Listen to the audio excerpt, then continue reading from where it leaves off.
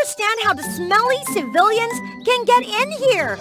Everything on my body are precious things. Don't touch them. I can't use dirty things. If so, can you give them to me? My necklace! Soldiers, catch that thief! Huh? Come on, come here and catch me! There were many different races besides humans here. Because these races had low status, poor, they often had to live in dilapidated slums, in stark contrast to the pomp and luxury of the royal palace. The cat tribe was one of those races.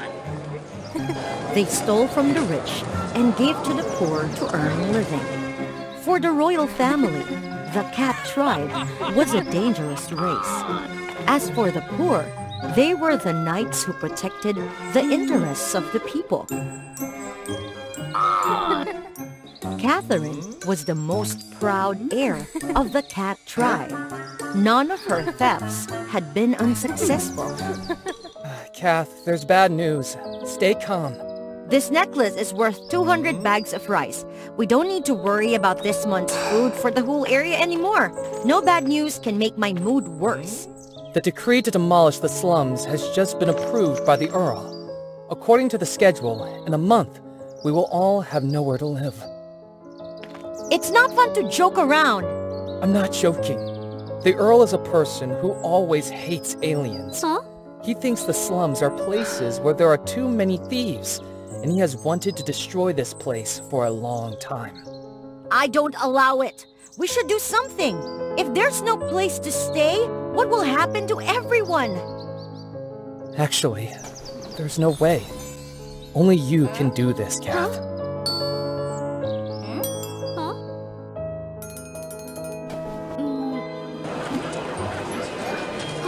The only way that Kat's partner mentioned was to sneak into Prince Daniel's 18th birthday ball and steal the seal to cancel the decree.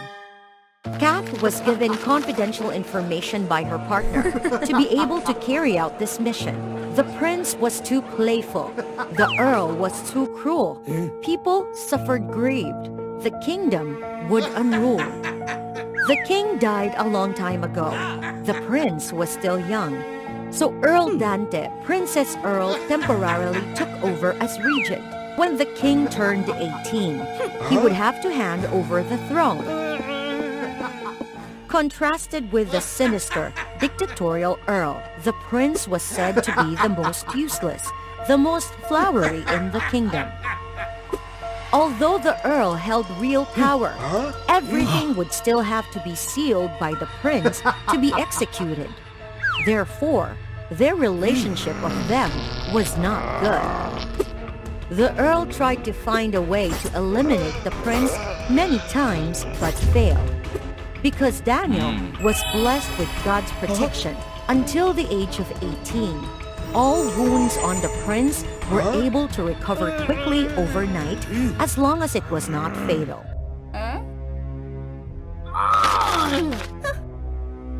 With the help of her partner, Kath disguised herself beautifully, sneaking into the prince's ball. She quickly attracted the attention of the prince, who was known for being a rogue. Daniel followed, flirting with Kat in the palace garden. Handsome boy, will you dance with me? Of course, my beauty. They danced together passionately. While the prince was immersed in a romantic scene, Kat quickly tried to take the seal on Daniel's chest. Unexpectedly, he was faster, as if he had turned into a different person, opened his eyes wide, and stepped back cautiously. Oh no! Realizing that there was danger, the prince was not useless as rumored.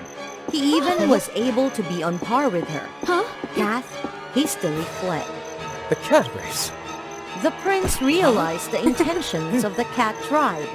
Thinking that she was a minion sent by the earl to steal the seal, he hastily chased after her to the end.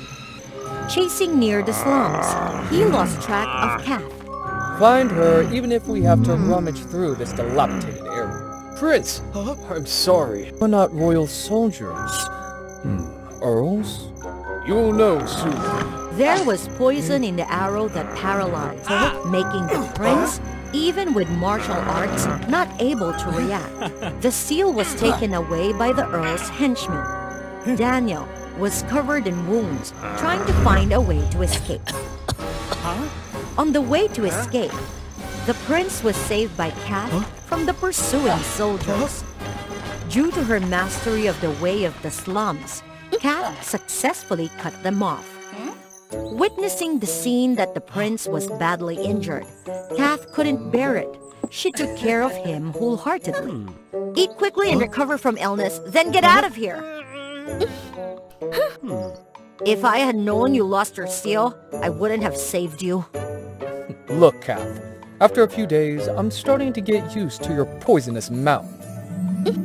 Why don't you continue to keep the same cruel and evil attitude as when you have just waken up? You said you hated aliens and hated the poor. You were eating the porridge of the poor, sleeping at the house of the poor. Wanna assassinate me again? Truly an evil woman. But here's not as bad as I thought it would be. Unfortunately, these not-so-bad things won't exist any longer. Through the story of Kath, it turned out that although the prince did not like the aliens, he had never stamped any decree to destroy the slums. It was all the decision of Earl Dante. At that moment, Kath's partner came to inform her of important news. The Earl announced that the prince was assassinated by the cat tribe in the slums. Holding the seal, he would be on the throne in a week, speeding up the demolition of the slums to avenge the prince. Perhaps we can work with him. Do you believe him? Remember, he also comes from royalty. For the common interests, and he's not as bad as we thought. Sorry for eavesdropping, but I confirm that I am not bad. You... Next time you say something bad, say it softly. Let's cooperate. As long as I get the seal back, you will be allowed to continue to stay in this place. With a quick body, Kath and the prince quickly sneaked into the room of the Earl.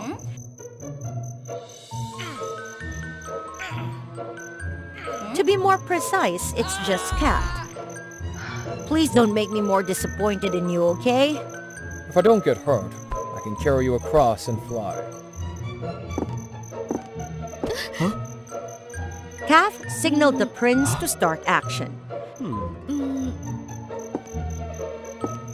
Discovering the seal was placed on the table, Kath hastily rushed over. No, careful! However, Kath fell into a trap. She only could throw the seal back to the prince, and she was arrested. Oh, my dear grandson! It's rare to see you bring a guest home. It turns out that our prestigious Prince Daniel has a hobby of playing with thieves from different races. Old man, release me!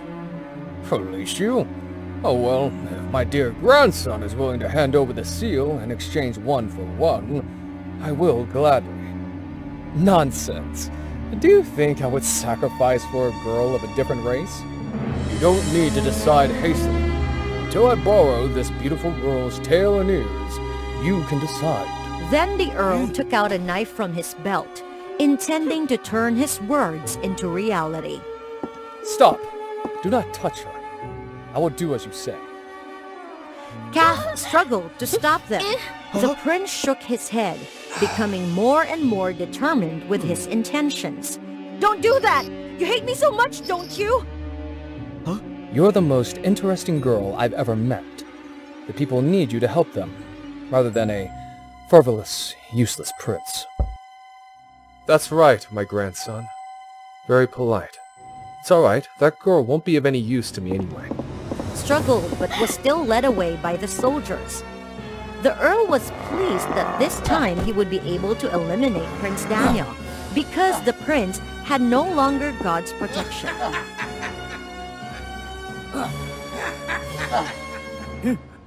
Unexpectedly, at that moment, the moon disappeared. A lunar eclipse occurred.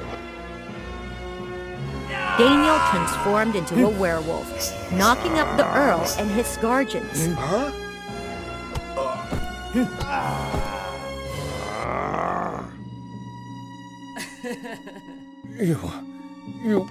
How could you?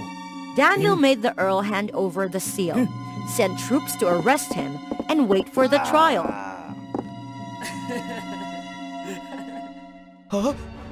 It turns out that the Queen, Daniel's mother, was also from a different race. She was a werewolf. God's protection had long been a rumor the king created to conceal Daniel's true origins. Unlike other werewolves who transformed when they see the moon, Daniel only transformed into a werewolf on the night of the eclipse.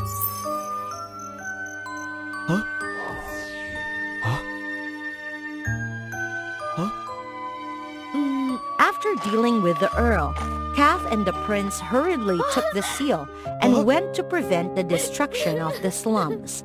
However, it was too late. Before them was a scene of destruction.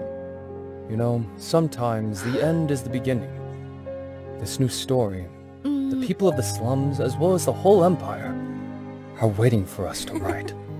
And they ended the era of poverty and racism to step into fairer, more prosperous life. Prince Daniel ascended the throne and took care of the poor. He with Catherine together built a better kingdom. Since then, in the Western Kingdom, there was no longer any discrimination between races. All Look! Just a little girl, but she owned a great power inside. What happened? Let's follow WOA Fairy Tales with today's story.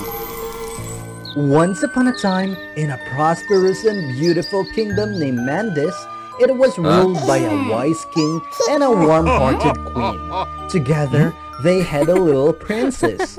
The peaceful life didn't last for so long, until an official betrayed them. He galvanized the soldiers to attack the king and take the throne. The king bravely fought against them and passed away. Fortunately, in the most critical moment, the queen timely grabbed the little princess and ran quickly into the forest, ignoring all of her bleeding wounds. She kept running until she reached a little house with mushroom shape. She went there and knocked the door. Huh? Hello, who are you? What do you want? Please help me. Please take care of my child for me. This life, I won't be able to do anything for you. I'll repay you next life. After saying that, the queen took her last breath and passed away because she was exhausted. The goblin looked at the poor little princess. She was really touched, then she decided to raise her. Little girl, maybe it's our destiny. So stay here with me. I'll take care of you. A necklace with letter M. So I'll call you Matilda. Is that okay? Then, Matilda grew up day by day and gradually became a beautiful princess with the care given by the goblin. Seeing the princess growing up, the goblin was really happy and she decided to tell her the secret that she had kept for so long. My little girl, there is one thing that I've always been hiding from you. But now you grew up. It's time for me to tell you the truth. What's wrong, Mom? Is this a really important thing? Actually, I'm not your mother. Your real mother and your status are still a mysterious even for me. That day your mother brought you here, then took her last breath, holding you on my arms. I feel pity for you, so I kept that secret until now. Are you mad at me for what I did? No, why do I have to be mad at you? You considered me as your daughter, took care of me, raised me up. With me, you're forever my mother. Time kept going until one day, the mother goblin got the invitation to attend the annual party of the goblins. She was really happy, but also worried at the same time because at that party, she could not bring a human along with her. Huh? Mom, what makes you think so much like that? Huh? I'm really glad for being able to attend Goblin's party, but I'm also worried because it won't allow me to bring you along with me. I won't feel secure when leaving you here alone. It's all right, Mom. I'm matured. I will be able to take care of myself and wait for you to come back. Moreover, we're inside this deep jungle. There will be no one to come here and harm me. Please rest assured. That's okay, but you still have to pay attention. I'll come back after a few days. And remember not to get out of the house. That night, before leaving, the mother goblin felt not so secure that she casted a spell on Matilda's necklace. Somehow I felt secure. If she is in danger, I will absolutely know it and come back here to save her. The next morning, when Matilda woke up, she realized that her mother had left. Being at home alone was so boring, so she decided to sneak out to see the world outside. Stepping out of the door, she saw a beautiful 5-colored butterfly. Matilda excitedly chased after it until she ran out of the forest without knowing it. Getting outside the forest, she was really surprised and excited when seeing the people like her, and the strange house which looked totally different from the place where she lived with her goblin mother. Oh my God, I never thought the world outside would be beautiful like this. Or while Mom is away, I can wander around a little bit. Maybe I can get some information about my status. Doing what she thought, Matilda came back to her house, brought all the necessary things and a magic potion which could cure all the diseases along with her for self-defense. Getting out of the forest, Matilda was walking and seeing the strange world outside, and she realized one thing. Apart from the ones who dressed up splendidly, there were still other people who dressed in ragged, sitting along the road. Water, please! Beautiful girl, could you please give me some water? Matilda felt pity for the weak old man, so she used her magic potion to dissolve it in the water and let him drink it.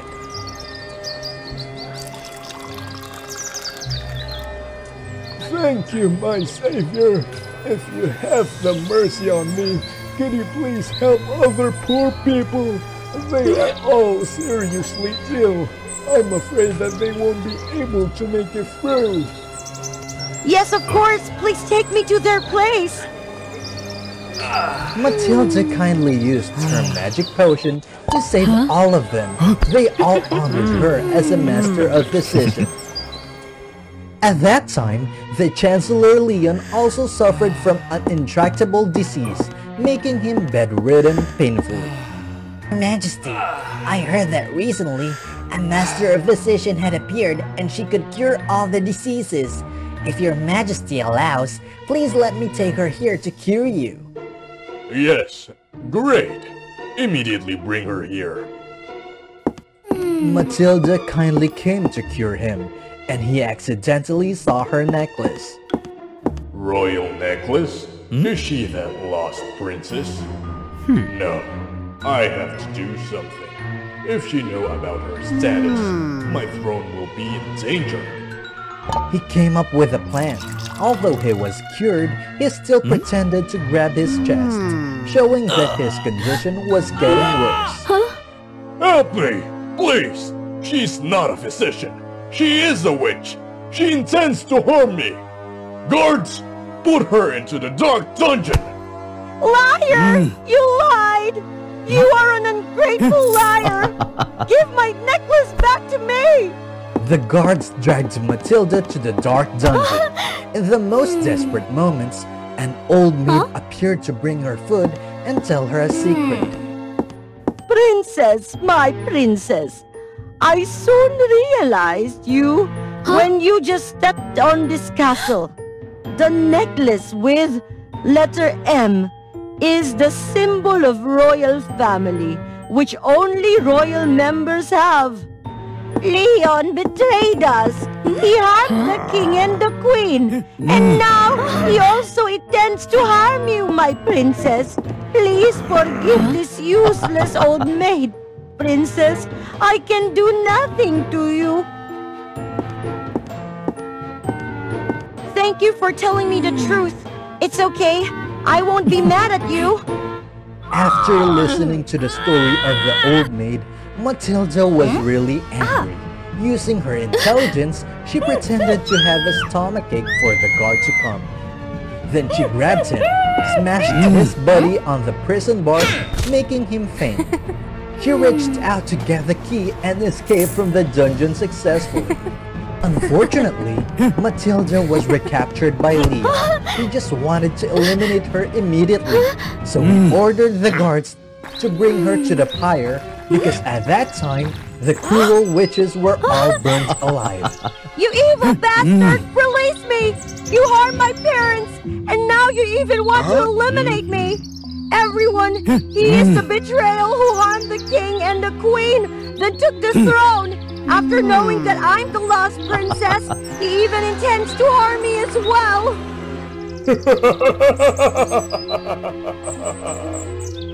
You say that you are the princess, so what is your evidence? You crooked bastard! Leon smirked, dragged her up to the pyre, and tied her up. She is definitely not a witch. She saved our lives. She is a good person. Release her. Release her! Release her! Ignoring what people said, he lights the fire. As soon as the fire started, her potion was broken, and Aura covered her and got her out of the flame. The people also angrily rushed there to fight against Leon to save her, and got injured by his guards. When she saw Leon harm the people, she angrily stepped out to fight. However, she was no match for him. She was immediately defeated and collapsed.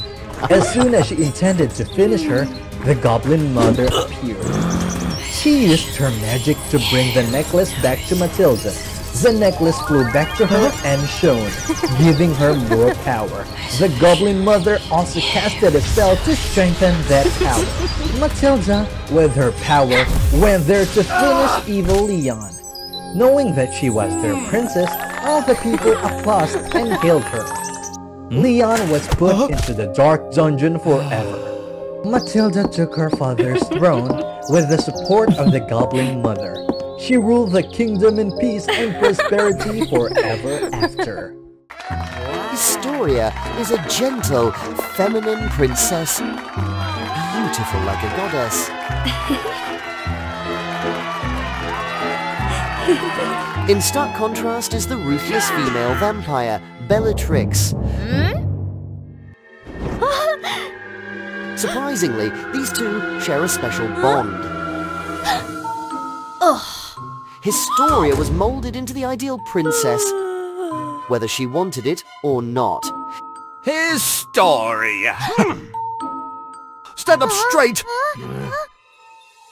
Let your hair grow long. Wear more feminine dress. Eat with elegance. You must smile. You must be kind. That's what it means to be feminine. That's what it means to be a princess. Historia's goodness inadvertently led her to... All right, you have to run now. Rescue Bellatrix, who would become a self-centered vampire queen. She transforms beautiful men and women into vampires. She devastates the human lands to expand her vampire territory. But after years of inconclusive warfare, she decides... Kidnap the human princess to threaten them! Bellatrix attacks Historia and the neighboring prince Aaron during their excursion. Despite having weapons against vampires, Aaron and his soldiers are defeated. But Bellatrix and Historia are taken aback when... You are that person? Erin seizes the opportunity to capture Bellatrix while she's distracted. He accomplishes a great feat and is rewarded with Historia's hand by the king. Do I really love Erin? Yeah, but I'm a princess. I have to obey. But what Historia truly cares about is Bellatrix. She's kept as a hostage to negotiate with the vampire clan. Princess, thanks for saving me back then, so I can go on to feast on human blood. Ha ha. Bellatrix expected Historia to berate her, but This is food. Just tell me what you need. Just don't do bad things anymore. Huh. Why? Aren't you afraid I'll capture you? Why don't you yell at me? Ha! A princess can't do that. I have to redeem you, for everyone's sake.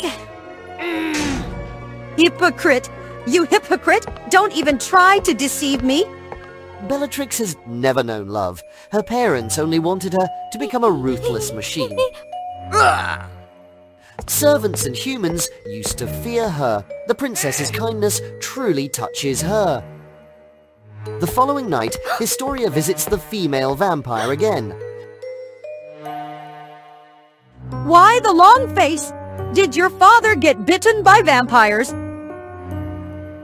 Actually... Due to a delayed meeting with Erin, the princess is severely scolded. They say I'm not a proper princess. I just bother them. You hypocrite! I'm cruel, I'm selfish, but I'm definitely happier than you. If you can't think for yourself, then cry for the rest of your life. Being a princess, it's not that easy, is it? The next day, the princess has to meet Erin. I don't want to meet Erin. I don't love him. Should I listen to Bellatrix? Erin? I'm not feeling well. Can we skip our meeting today? Erin agreed immediately. What should I do, huh? No one told me what to do? For the first time, Historia has a day to herself, not having to play the perfect princess. It's all thanks to you. I really appreciate your advice.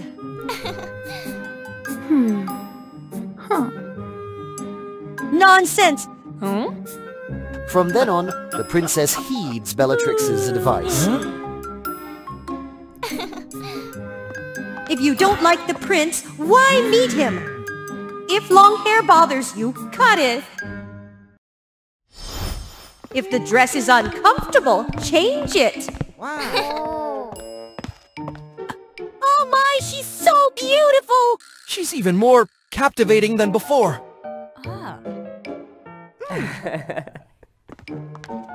Living as herself, Historia is much happier, even though some are alarmed by the change.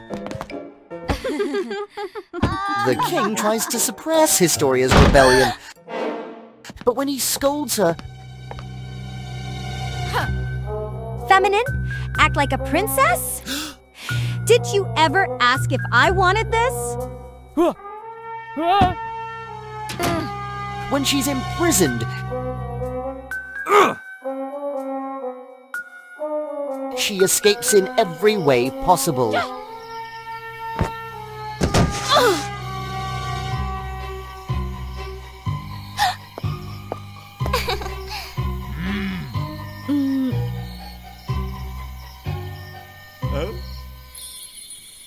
In the end, the king is left with no options. It's no wonder that the princess becomes increasingly close to the vampire queen. Thank you. Thanks to Historia, Bellatrix gradually becomes more gentle and open. The two become friends, though Historia doesn't realize that it's all part of Bellatrix's plan. Just a few more days, and when these wings are healed, Historia... No! I must escape from here! Bellatrix's opportunity has also come. Bellatrix? What's wrong, Bellatrix? Vampires need moonlight energy, though they won't let me. I can't survive. Historia can't bear to see her friend suffer. So seriously injured. She probably can't escape. The princess secretly gets the key to the cage. But carelessly, Erin sees her. Hang on, Bellatrix. Just a little longer. And just as the cage is opened, Bellatrix seizes the chance. She never expected that this room had been sealed.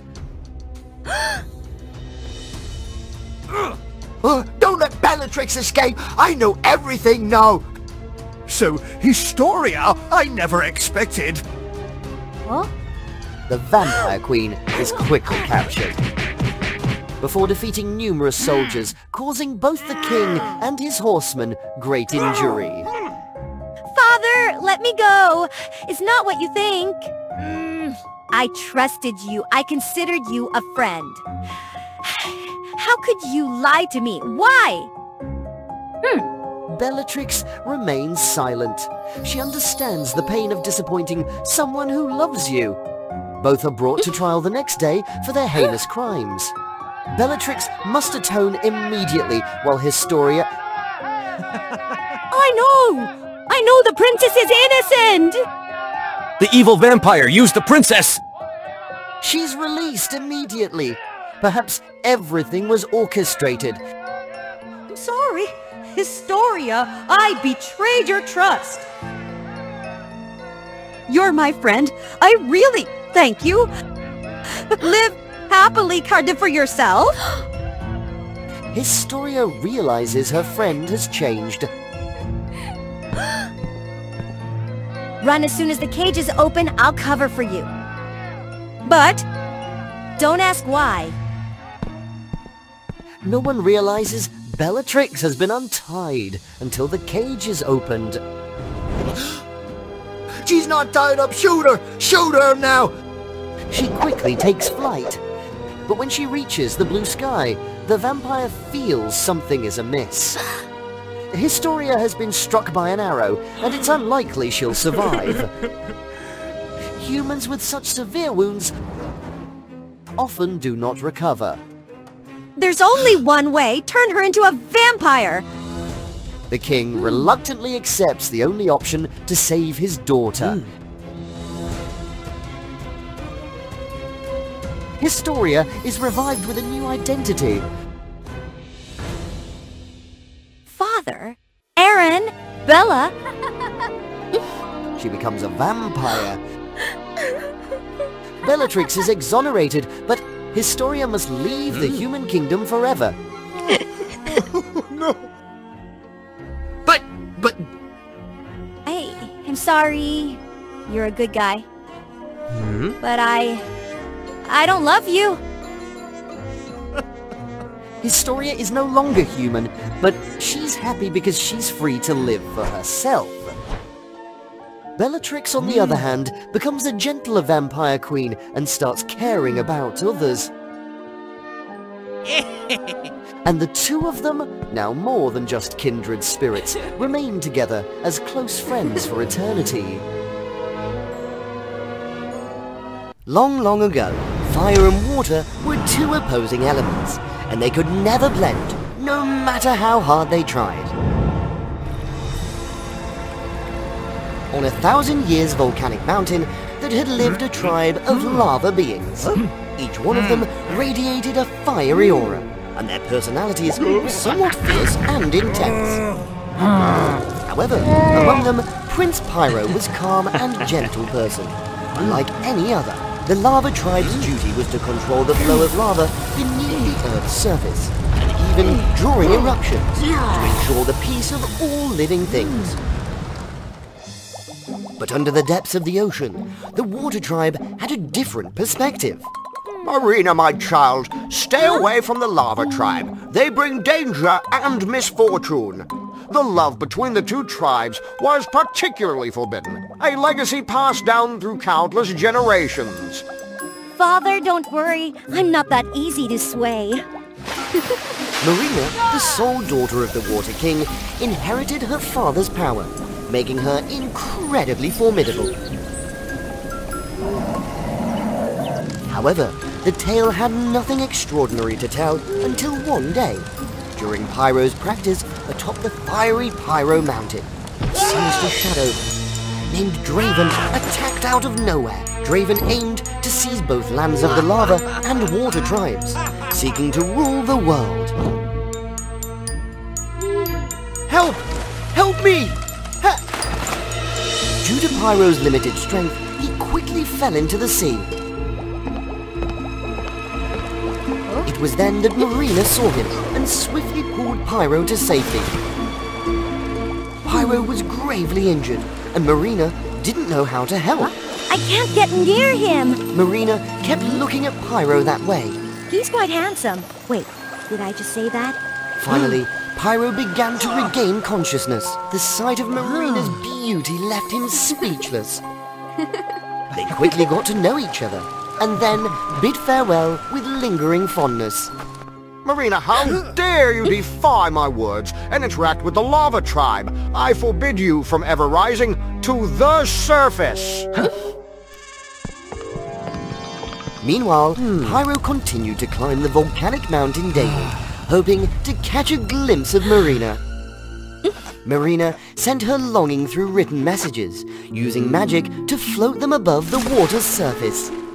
Pyro was overjoyed to receive Marina's letters, and she arranged to meet him in a forest, far from the ocean and the volcano. The following day, Marina escaped her parents and went to see Pyro on the surface. They walked together, but the ancient stone curse held them back from holding hands or being too close. What is our relationship? Love or just comradeship? When we can't be near each other. Huh? It's all because of the stone curse between our two tribes. I don't know what to do, but I know how to do this.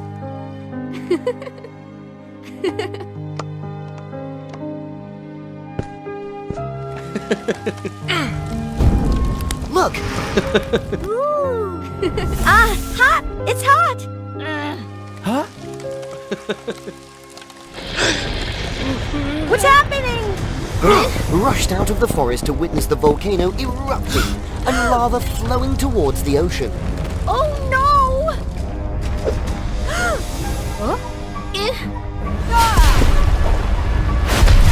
Pyro attempted to control the lava's flow with all his might, but he couldn't contain it. This is your price you pay for courting the Water King's daughter. I'll destroy this ocean.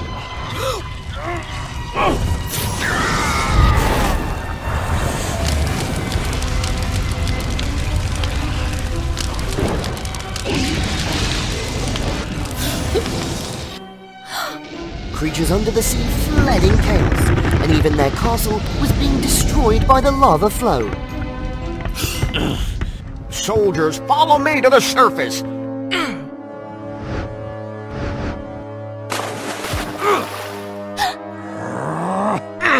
The Water King unleashed his fierce power and attacked the Lava King. Quickly sink this volcano.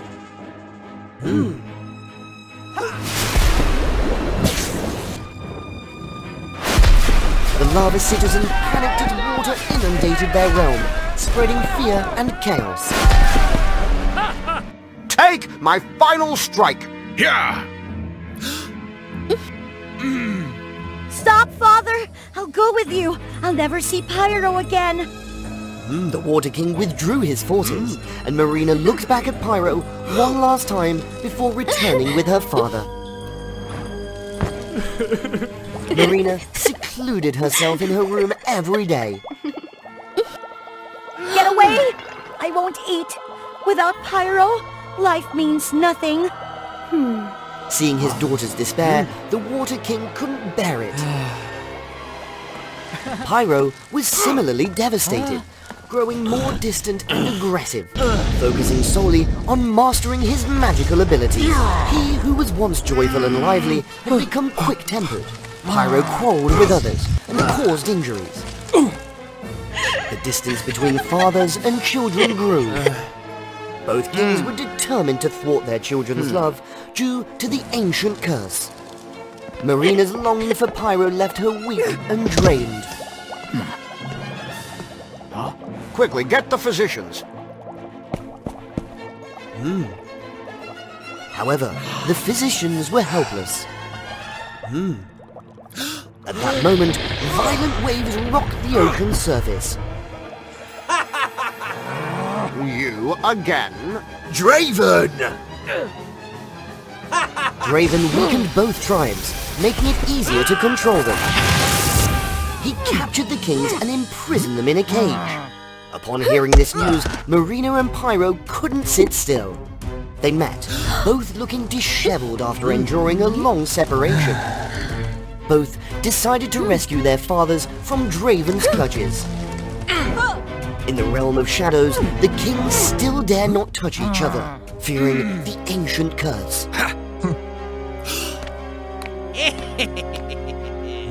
This will be your last meal.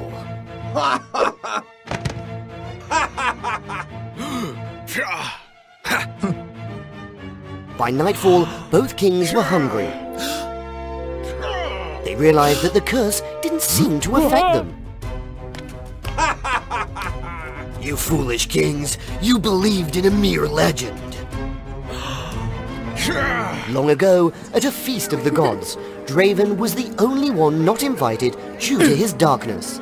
The Water Tribe's beings danced alongside the Lava Tribe's beings. Out of jealousy, Draven secretly cast a spell that turned the dancing individuals into stone. Water and lava are incompatible. These two tribes will never unite. If you persist, this world will be destroyed. Draven, release my father! I will defeat those kids, then deal with the two of you. On the outside, Marina and Pyro were attempting to make their way inside. Marina summoned the power of the ocean and fired a torrent of water at Draven, but it had no effect. Pyro summoned his lava power, and he was swiftly defeated by Draven. Marina, step back! I'll use my last power! Pyro created a massive lava pit that engulfed Draven. I'll take her with me! Ha ha ha!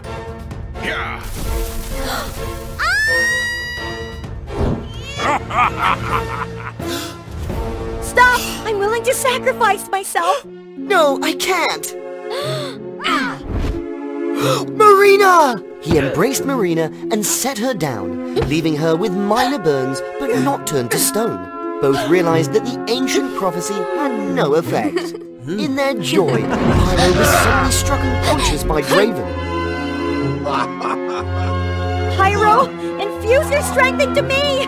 Marina knew that taking on Pyro's strength would bring her immense pain, but she became stronger than ever. She swiftly defeated Draven. Marina lifted Pyro and dashed into the castle to rescue their fathers. We know the truth now. From now on, nothing can keep the two of you apart.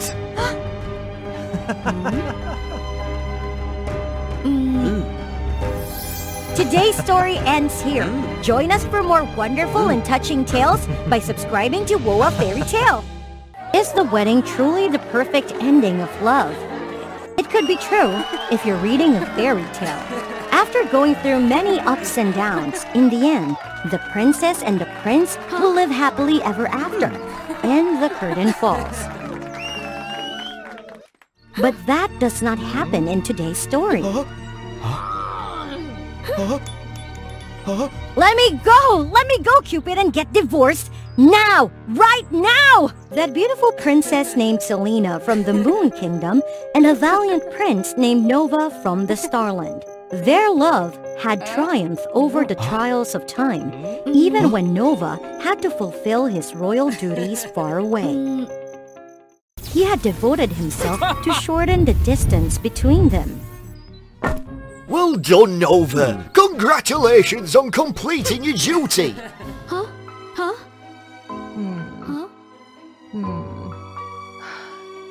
On the other hand, Selena was willing to give up the chance to become the heir of Skyland. To accept Nova's proposal, they were both unaware that love, though nurtured for many years with sacrifices and efforts, might not be enough to sustain their happiness. After 5 years of marriage, the Moon Princess and the Star Prince decided to part ways. But why do we have to part ways? For the 9th time this month, you want to go to Skyland? It's dangerous there, with wild Pegasus and lightning strikes lurking in the clouds. I understand it can be risky, Selena, but it's also exciting. I'll protect you. No! I'm terrified of those dangerous journeys! It turned out that the timid princess only desired a peaceful life, while her husband longed for adventurous escapades across the vast sky. But Selena's fear overwhelmed her, and she couldn't step out of her comfort zone to share in Nova's excitement. Nova, set each other free! Lost in sorrow, the two didn't realize that danger was approaching.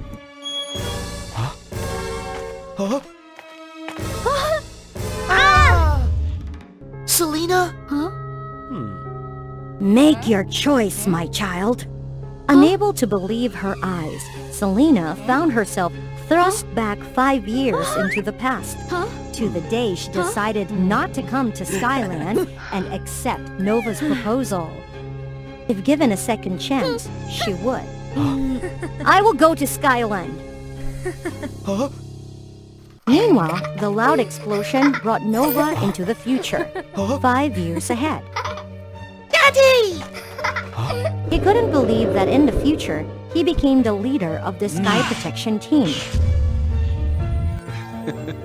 But the long adventures made him lonely. Nova suddenly understood his desire for peace with his loved ones. After much difficulty, they reunited with their family, and a new mission came. Urgent news! This is Monolith, the stone guardian of the Colossus Black Hole. I'm sorry, but something big has happened. The big event was about Skyland, a place where all the powers of the tribes on the sky converged. It was always threatened by the Colossus Black Hole.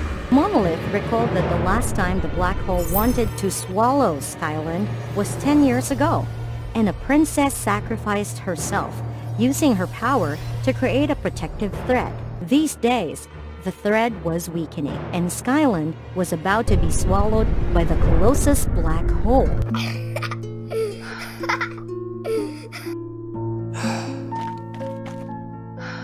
We'll go to Skyland. Though she had been here for a few days, Selena the Moon Princess hesitated and only roamed around the Moon Island, where the power of her homeland was hidden, chasing after the warm light. Suddenly, a meteor shower came from nowhere. No! Selena, I've heard a lot about you. I'm Monolith. Monolith enthusiastically wanted to take her around Skyland, but the timid princess was not willing. No. Come on, not everyone can come here. Those words made Selena think of Nova. One day, I will come to Skyland. Suddenly, she also wanted to experience the adventure that her husband always desired. It turned out that the large Pegasus were not fierce. It turned out that the clouds were not always filled with lightning or burning sun rays. They were soft and magical. It turned out that this was the happiness that Nova always talked about. Looking back, she realized that Nova never wanted to leave her. He just wanted to explore this wonderful sky together with Selena. Nova, I'm sorry. But just as Selena worried, along with the joy, every adventure always had dangers lurking. Hold on to me!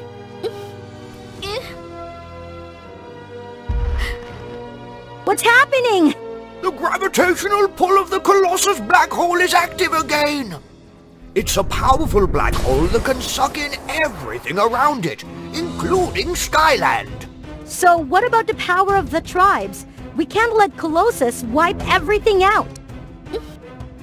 Selena didn't know that, in another dimension of space, her loved one was also extremely worried about the pull of the black hole. He struggled using the light from stars to move the black hole, but it seemed futile. It barely budged. In the past, Selena attempted to construct a stone barrier, but it wasn't very promising. It was so difficult that she barely managed to save Monolith, the stone guardian. The black hole was getting wider, and the stars were the next target for Colossus. This is not looking good. The Star Tribe won't make it. Oh, Nova, what should I do? Without much time to hesitate, the Moon Princess had to make a decision. She transformed all her magic into a massive force and turned it into a protective thread around Skyland.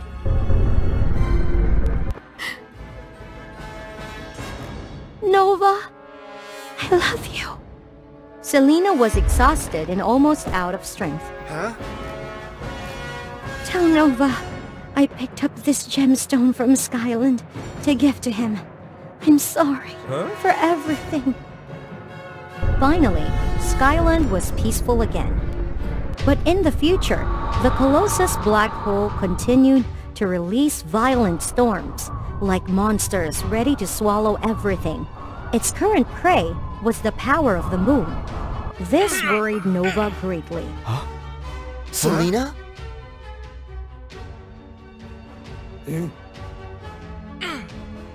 Nova made a firm decision and put all his strength into summoning the stars around Skyland. By his command, they gathered together and formed a prison surrounding the black hole. Everything returned to its original state.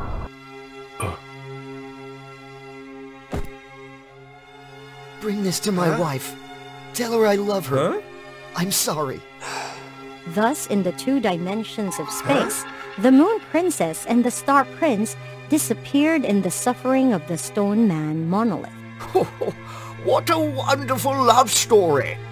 It turned out that Monolith had collaborated with Cupid.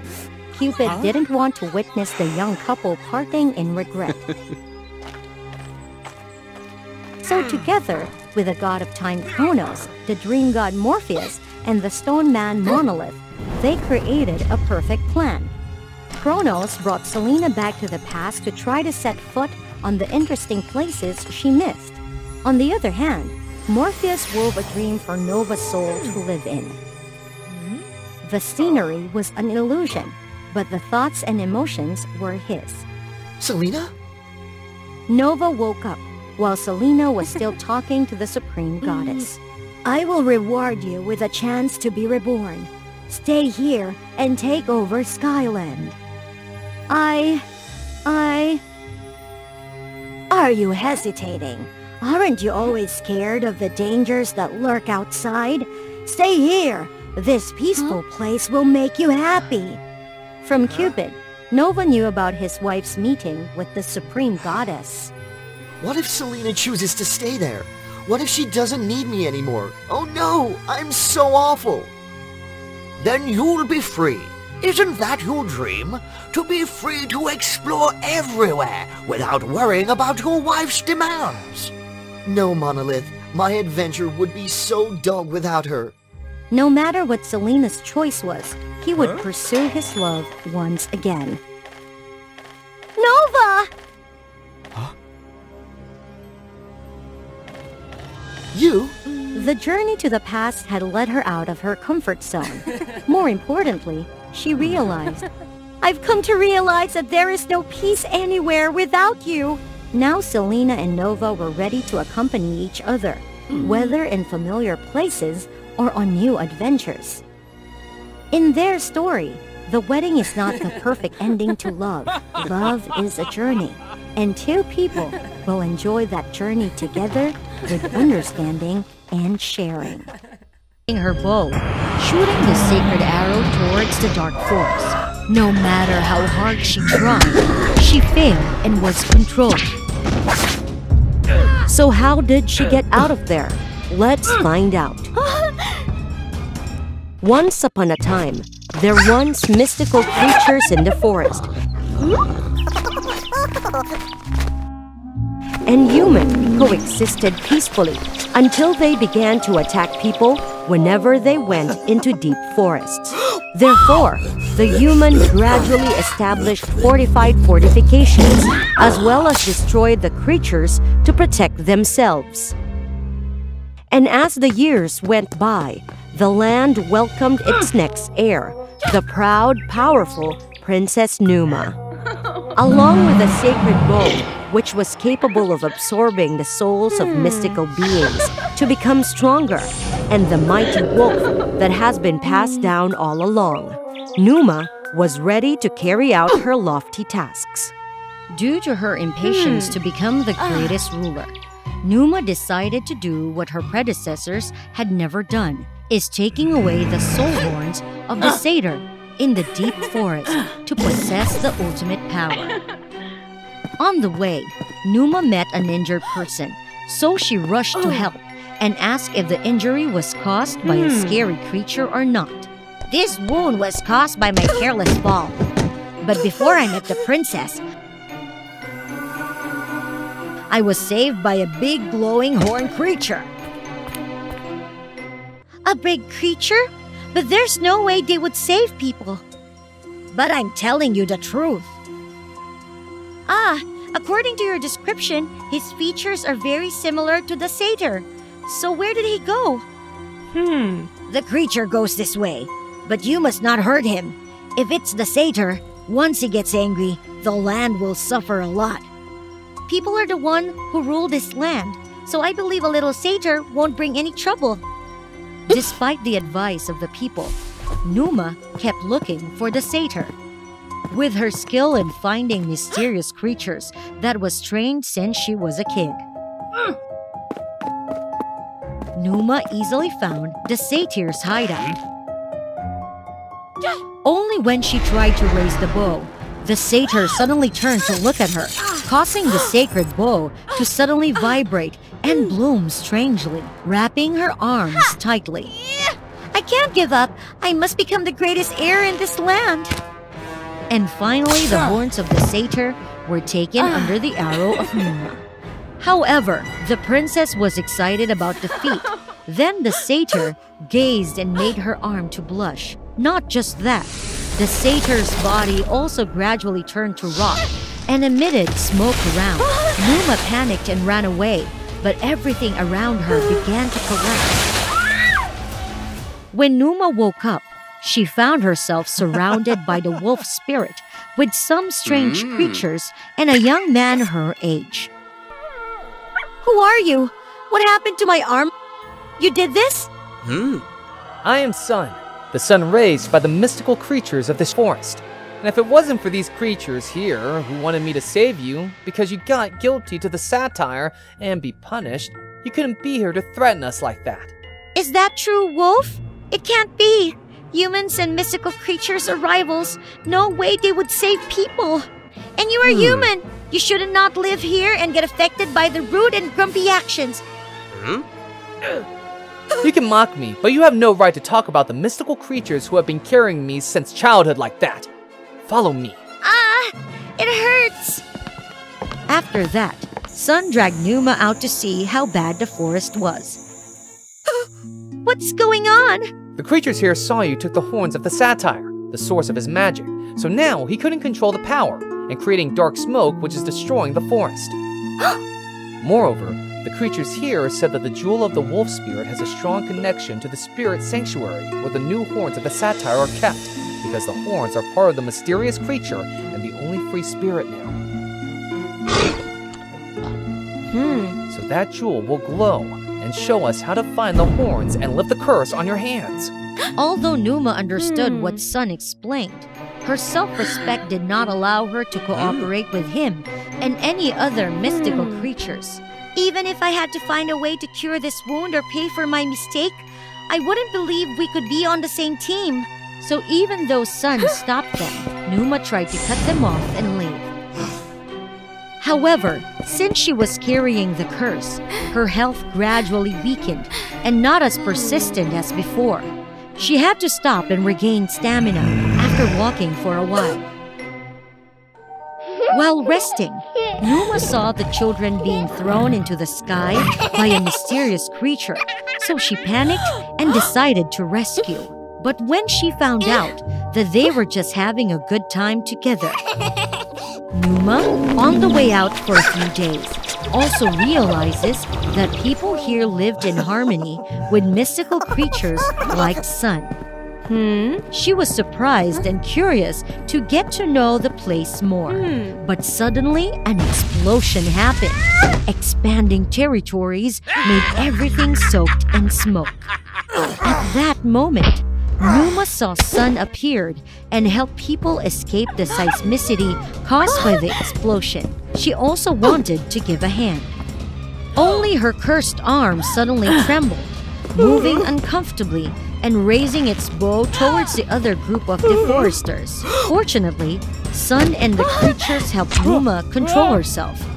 Why is my hand so sore and hard to control? Because the satyr hated the destroyer of the forest to expand the irrational territory. When he saw the scene, his curse was strong on you and wanted to borrow your hand to punish them. Unexpectedly, there are some people who cause such guilt. So the creatures here are angry and must resist when they see them invading. In addition, I have always assumed that people and creatures here cannot live in harmony until they see firsthand that all species can have fun together.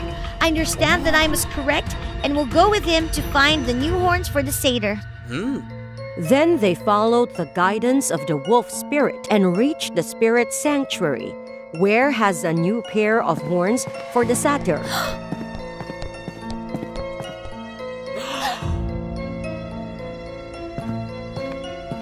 Suddenly, Old Face woke up and suggested they solve the puzzle before going inside. You who wish to enter the Holy Spirit, tell me, where is the coldest place in life? It's where it snows the most. Wrong answer. Why wrong? It's wrong because the coldest place is the human heart. In the past, I myself did a lot of damage to the surrounding creatures, even though I had warned. I'm also selfish. I'm just worried about empowering myself without knowing how illegal deforestation has affected everyone here. So if you know and see the heartache and ignore it without help, it is then that the human heart becomes the coldest place in life. Exactly. You're good, princess. Answering, the gate opened, revealing the new pair of gorgeous horns that made Sun unable to hold back, but rushed to take them. Wait, I missed the horns of the satyr! Very simple, and not so proud like that. What? Sun had no idea he had inadvertently awakened the angry monster skeletons here and attacked them. Numa and Sun try to fight the monster, but it's too strong to resist. Not only that, Numa's hand trembled more and more, not allowing her to continue fighting, so she and Sun were defeated easily by monsters. While Sun was trying to hold the monster back, Numa realized that the spirits in the cave were coming towards her archangel as if begging for something. Please, give back our soul, our freedom. It turned out that because the sacred bow had kept many of the creatures' pure souls captive, the other skeletons begged her to set their souls free. However, if Numa snapped the sacred bow, the wolf spirit would also disappear. If she didn't do it, those skeletons would not let them get the horns of the satyr to save the forest and the people. Wolf, do you want me to break the sacred bow because you understand the pain of the souls and also want to heal those grudging skeletons?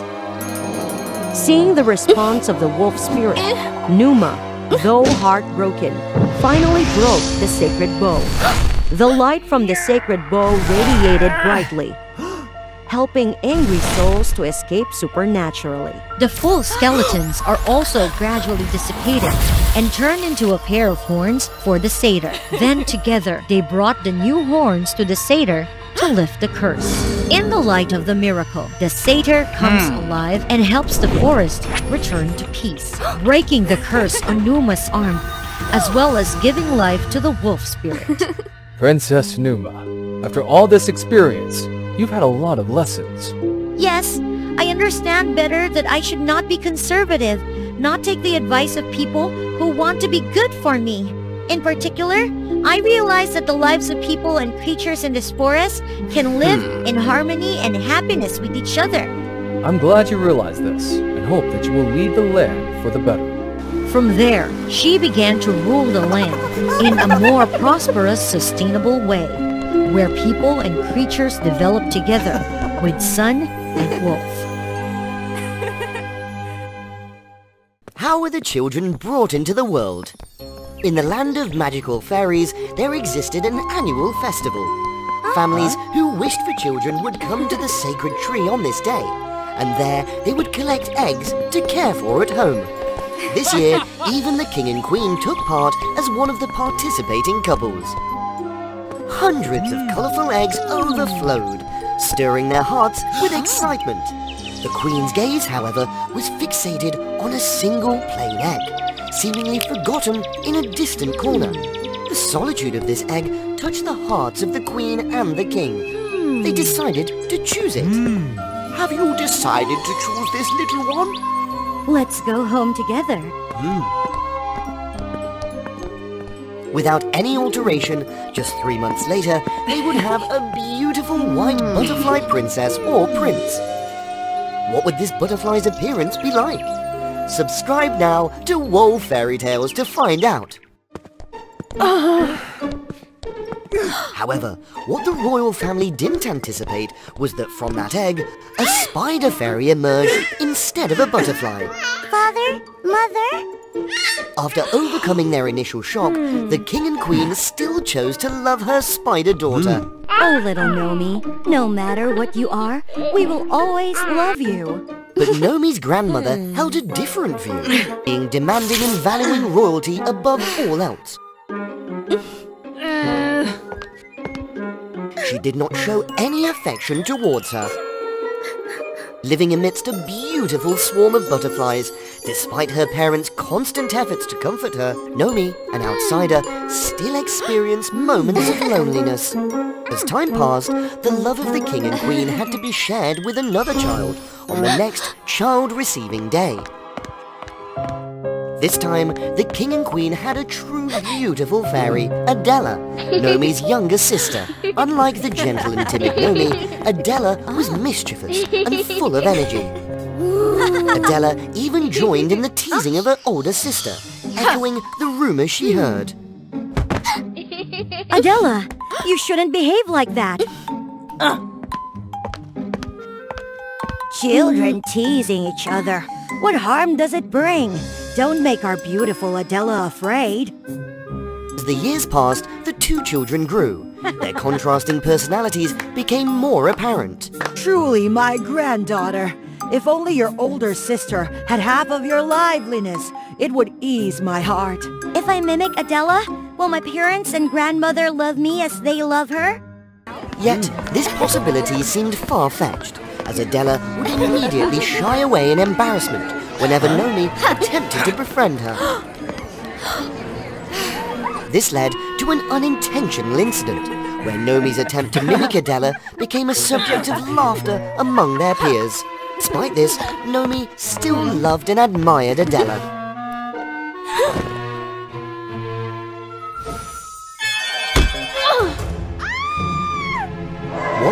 Nomi forgot herself and instinctively to catch Adela before she fell during a performance. It's spider silk! Princess Nomi shot out spider silk! Since then, Nomi became an outcast among the fairies, avoided by all. Naturally introverted, Nomi withdrew even further. Yet, this gave her the freedom to be herself without pretense. During her lonely days, Nomi discovered her love for sewing.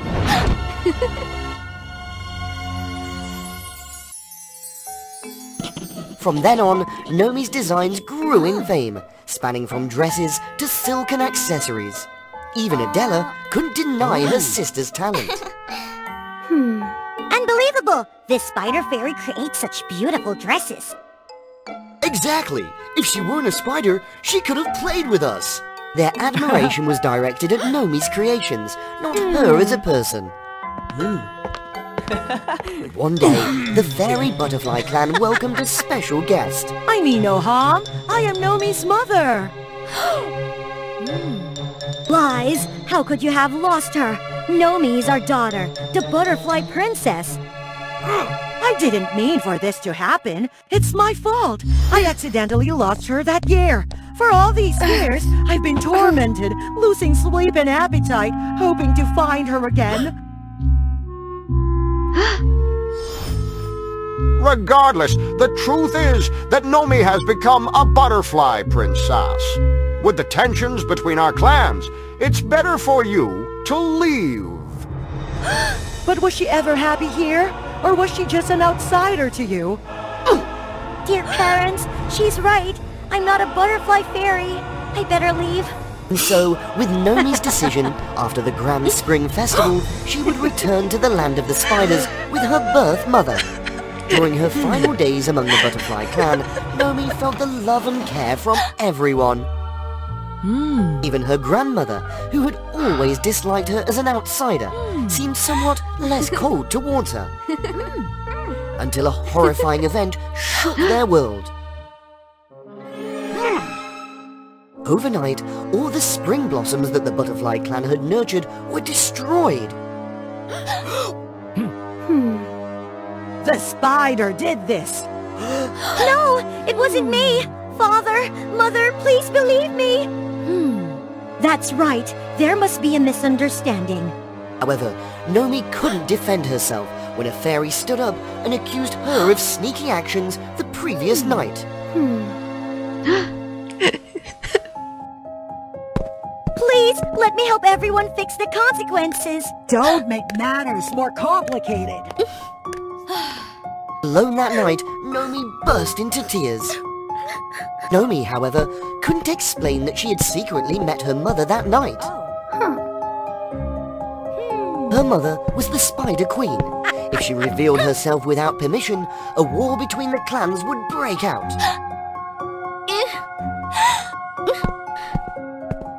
Then, a letter from her mother arrived, outlining a plan to clear Nomi's name by shifting the blame onto Adela, the proud fairy who had bullied her. The day of the final festival arrived. Adela insisted on wearing the dress Nomi had prepared for her performance. Spider Queen chuckled as her plan was near completion. Well done, my dear. Just wait until she starts singing. My rain-making army will activate. The dress woven from unique silk will get wet, releasing toxic fumes that will destroy everything, right? Well, what? The raindrops simply caused Adela's dress to emanate a radiant rainbow glow, attracting bees that helped the flowers bloom. Spring has come! It's all thanks to Nomi's hard work. Nomi had never followed her mother's plan.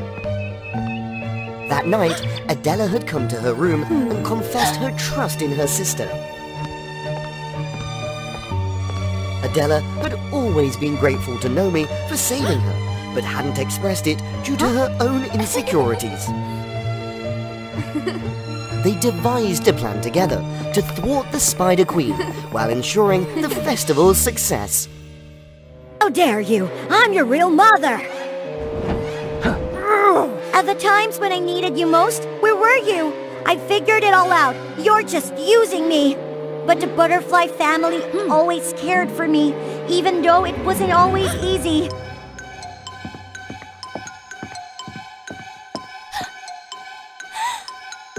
Would you like to visit Nomi? Take this with you. It's Nomi's favorite food. Indeed, Nomi remained a cherished member of the butterfly clan. What's wrong being a spider? She's kind and much better than all of you. Give that back. Perhaps I should have thrown you into the butterfly clan, you useless. Realizing she could no longer depend on Nomi, the Spider Queen gave signal and revealed her true intent army. Nomi also firmly assisted her parents in defending against the spider swarm.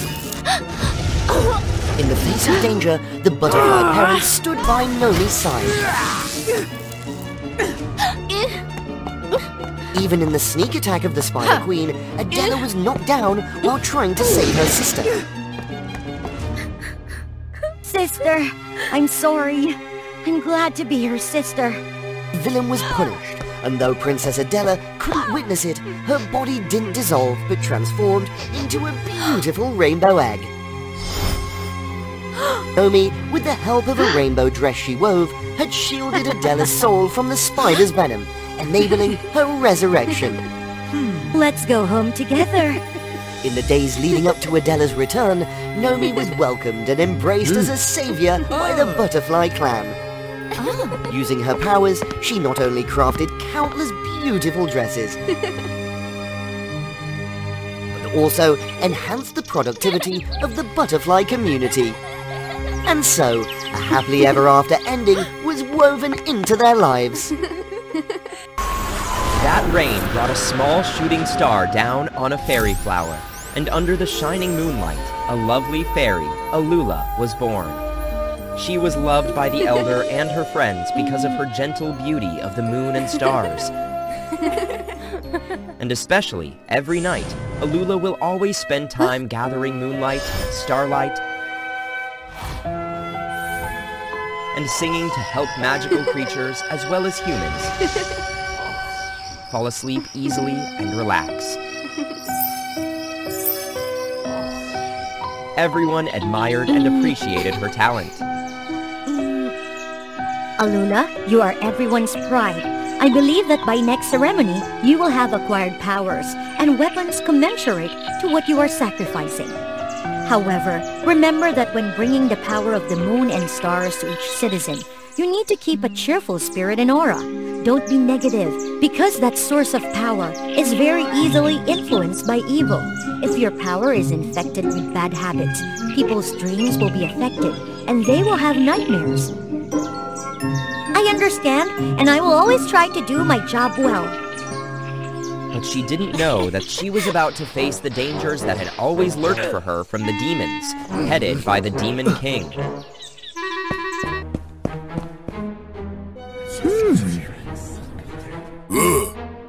As it turned out, before Alula appeared, this land never lived in peace because the demons always played tricks and disrupted the people's sleep in order to absorb their fears and nightmares as strength. With current Alula's power, the demons had gradually lost their energy, and they always wanted to take revenge on her.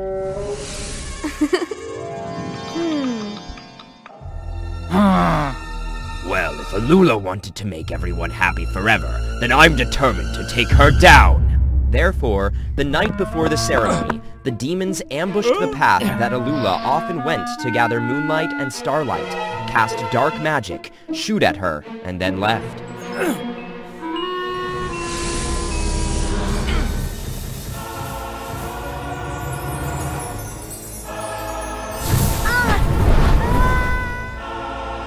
The next morning, Alula was awakened by the people's screams with the elder nearby.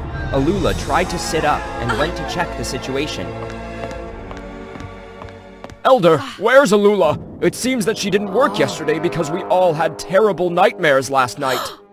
Yes, that makes us feel very tired. No energy to work today. Sorry, everyone. Alula, are you okay? I'm fine. It's just yesterday, while I was going to work, I was hit by a falling meteor, so I was injured and lost consciousness. Sorry, Elder, and everyone for this carelessness. All right. I believe that after convalescing, Alula will quickly return and continue to fulfill her duties well. After everyone left, the Elder took Alula for treatment and discovered a strange, faint, dark light surrounding her. Alula, I don't think that meteorite is normal. Perhaps this is the magic of the demons that dwell in this land, and only you can cast it off yourself. So even though I know you're sad, before you figure out how to undo the magic, you shouldn't continue to use the power of the moon and stars to protect the people's sleep. I understand. Don't worry too much. Today is also the day of consecration. I think this is also an opportunity for you to find a way to break this dark light. After that, the elves led Alula to the Heaven Gate to determine her abilities and find her own fighting weapon. As she stepped through the gate, the new aura surrounded her, granting her magic to protect everyone's dreams during the ordeal.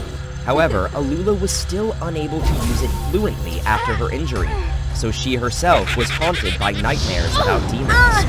When Alula was worried and frightened, she suddenly noticed a strange warmth emanating from the bedside of that resident, so she fired magic at that thing.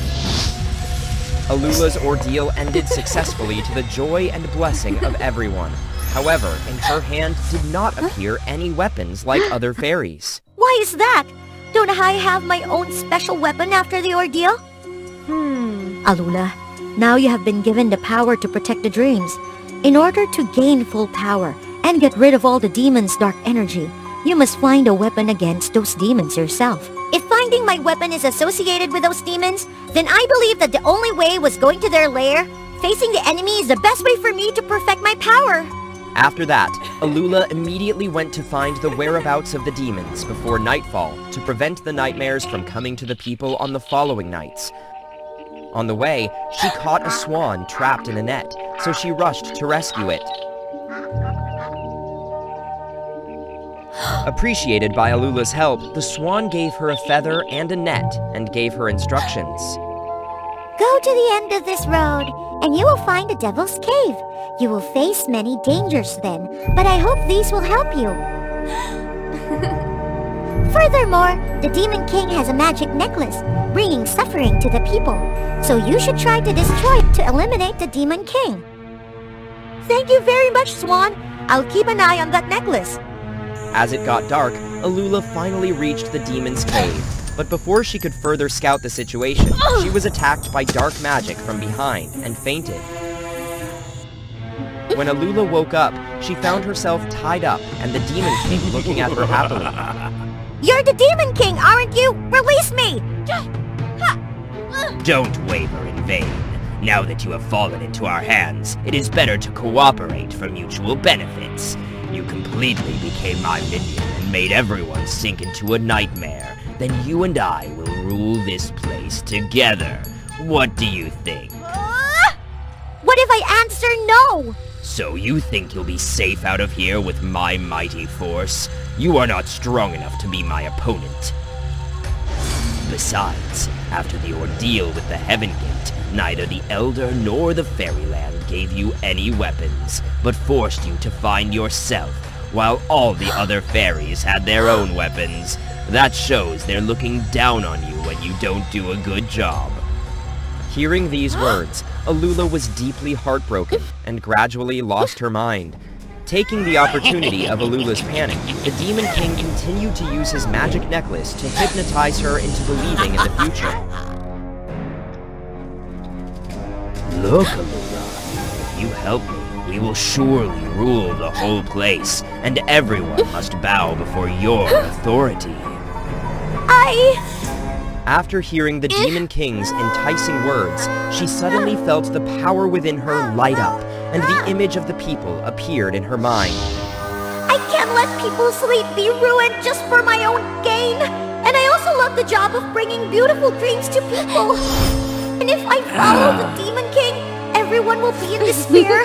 I can't do that. I absolutely don't want people to be disappointed or sad when they put all their expectations on me. I must definitely put everyone's interests first. After that, with a fake laugh, Alula agreed to the Demon King's condition for a chance to defeat him. Okay, I agree to use magic to rule this land with you. Now hurry up and untie me so we can execute the plan together! The Demon King was overjoyed and quickly withdrew his magic. Alula took advantage of him not paying attention and quickly snatched his necklace. Gradually, the Demon King's necklace changed from dark magic to bright fairy magic light on Alula's hand. How dare you fool me, Alula? If so, then take the punishment. The Demon King tried to use his strength to fight Alula, but she quickly dodged it. However, with the Demon King's powerful force, even if Alula continued to cast spells, she wouldn't match him. Why are this necklace and Swan's gifts glowing? Maybe they have some connection? In that case, I'll try to use magic to combine them. Alula used her magic to put the items together, and it turned into a warm, shiny thing like the one she'd seen in the ordeal. Then, when the Demon King and the demons rushed in to attack her, immediately that thing glowed, repelling the attack, and sucking the Demon King and his companions in. It turns out that this one can defeat the demons in an instant. Not only that, the demons once trapped will be unable to escape and cause nightmares for everyone. This is a great weapon that can erase nightmares, protect people's night's sleep. It is a powerful dream catcher. After that, Alula brought the dream catcher to the fairyland, to everyone's joy. Since then, this had been her special weapon used when she completed tasks on the land. With the treasure in the depths of the human subconscious, angels always perform benevolent deeds, bringing radiance to humanity. But what if one day an angel were to turn malevolent and cruel? Subscribe to WOA Fairy Tales channel to discover the outcome. Alicia was the least skilled among the celestial beings. Not only that, but she also refused to learn and consistently projected an air of arrogance and obstinacy. Alicia's daily task was to guide virtuous souls to heaven. Yet, due to her careless disposition, she often lost souls when she brought them to the gates of heaven.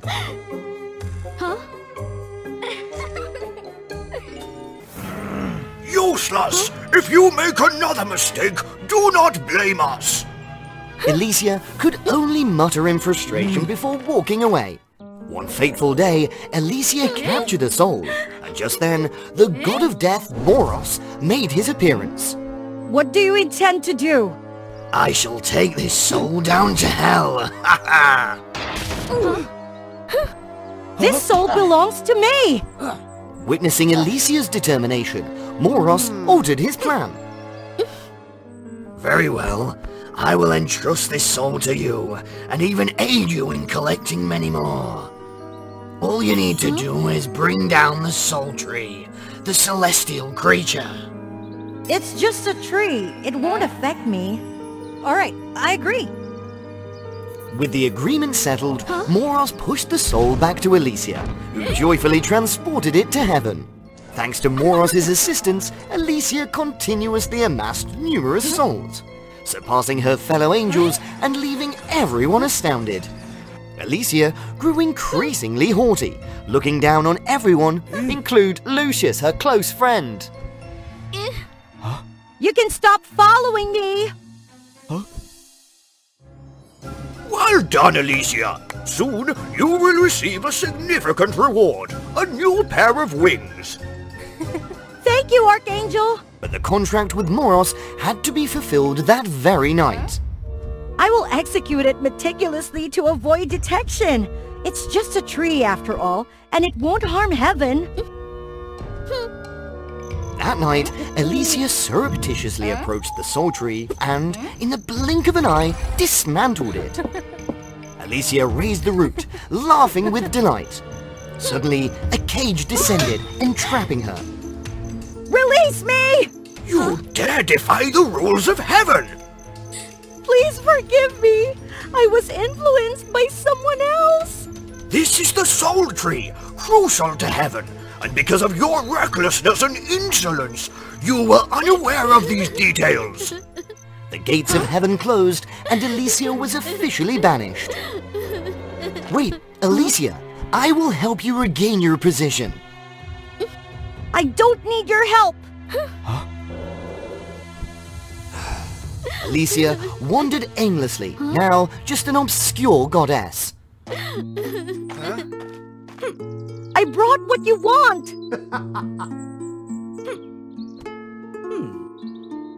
I was banished from heaven for this mistake. Those angels truly do not know how to appreciate talent. Join my team. This hell always welcomes everyone, without discrimination or disdain. Nowhere else remains for me. Only Moros is willing to assist. I agree. Moros promptly transformed Alicia into a bona fide angel of death. Every day, Alicia collected souls to transport to hell. One time, when Alicia spotted the soul of a poor old woman hiding, she chased it closely. Huh?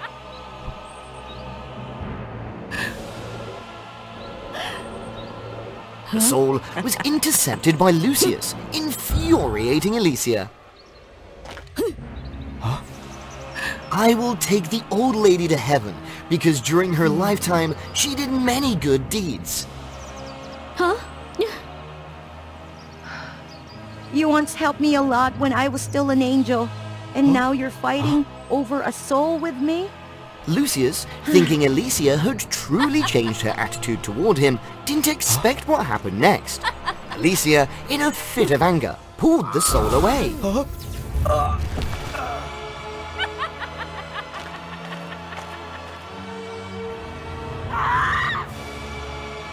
Alicia, don't let malevolent forces corrupt your soul. An angel's heart will always belong to you. As the cages gradually filled with more and more trapped souls,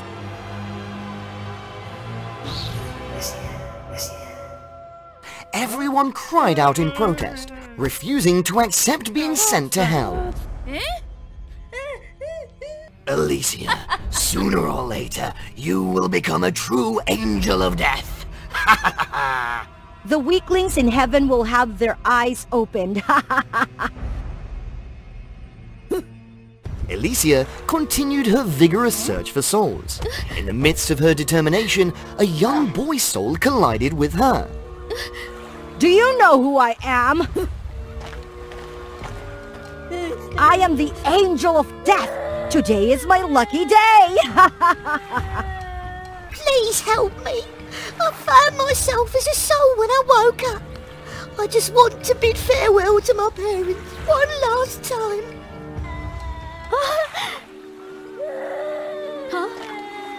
Please, help me. Alicia was moved and escorted the boy home. Their house was in disrepair, and cries emanated from within as they approached the door.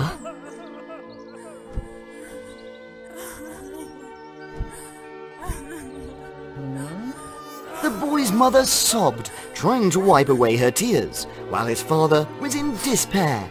Where is our son? Why hasn't he returned home? Now they were utterly helpless, clinging to the hope of a miracle.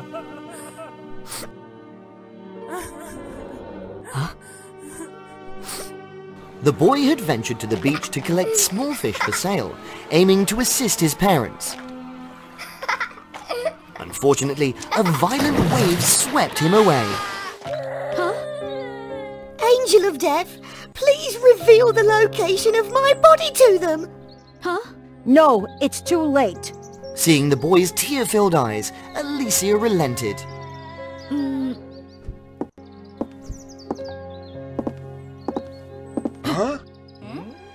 Alicia escorted the boy's parents to the beach, where his lifeless body lay.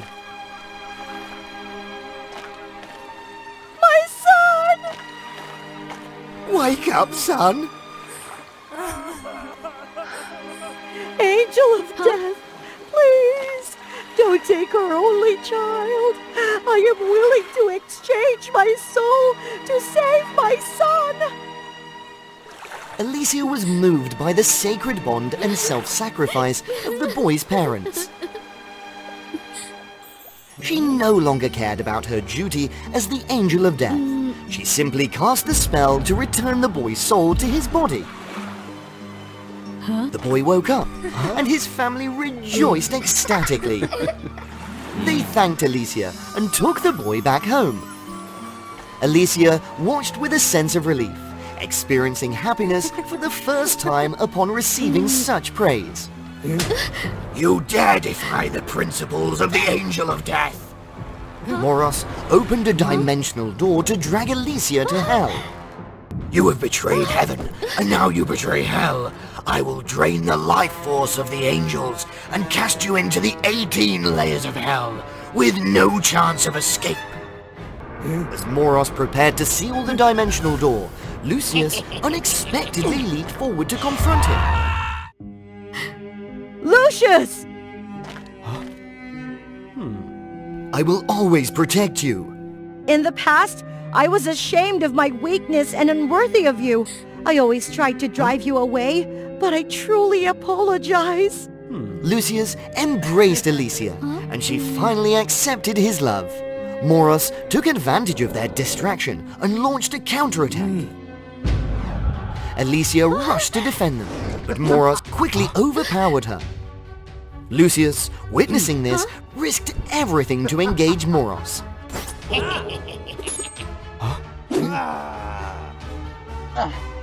Alicia, seeing the plight of the trapped souls, immediately released them all from their cages. No! The souls overwhelmed Moros, releasing their pent-up resentment. Alicia hastily helped Lucius and escaped through the dimensional door. Alicia and Lucius returned to heaven and faced the Archangel. I deeply regret my foolish actions. I hope you can forgive me. Your transgressions have been erased by helping the boy's soul return to his body. It was a noble act that angels should perform. From now on, Alicia would be a responsible angel and live happily with Lucius forever.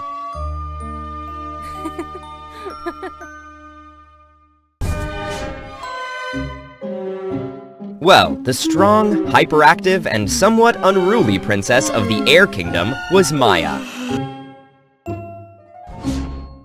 The only person who possessed the power of 4 powerful elements: fire, water, earth, and air, thanks to her magic necklace that many people desired to own. It turned out that many years ago, the little Princess Maya was inherently weak from birth. Her parents were very worried and went to the temple of the gods of the 4 great kingdoms, air, earth, water, and fire, so that Maya could be healthy and grow up in happiness. Feeling the heart of the royal family, the gods gave Maya a star containing the power of the 4 elements. For the Air Kingdom, that star was a good omen of a healthy, intelligent princess. That was good news for everyone.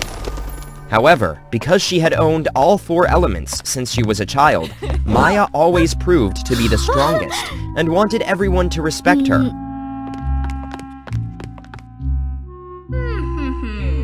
One day, when Maya was practicing, she discovered that there was a guy from the Fire Kingdom who was secretly watching her, so she deliberately shot magic at him.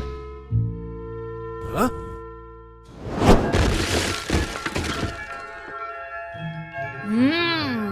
Judging from your appearance, you must be from the Fire Kingdom. But why would a Fire Kingdom like you come here? I'm Finn. I've heard that Princess Maya possesses 4 magical elements for a long time, so I was curious to come here and hope to have a chance to fight with you. I didn't expect my fame to be so far away. Alright, since you've come a long way to here, I'd like to see what Fire Kingdom's magic was like.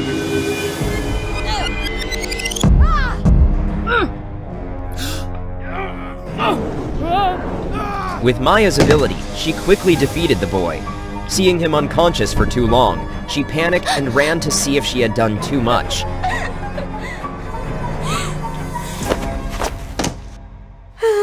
However, when the princess approached, the boy suddenly shot fire at her and snatched the 4-element necklace. Maya lost vision temporarily after being attacked suddenly. She panicked and shot spells to stop the boy. Because she no longer possessed all the elements as before, her body gradually weakened and fainted.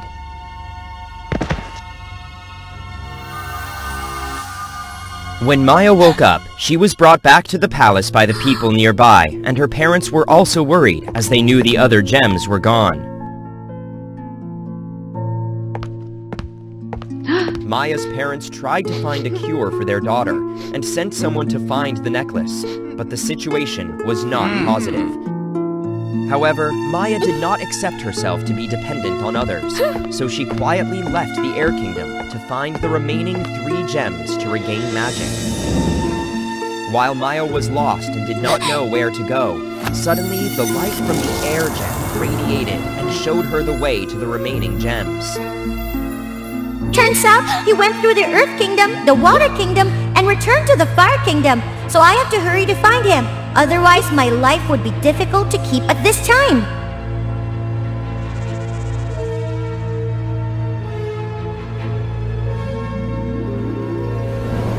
However, after many hard days coming to the Earth Kingdom, the princess seemed to be lost in the maze of dense, luxuriant forests here, and there was no way to get out.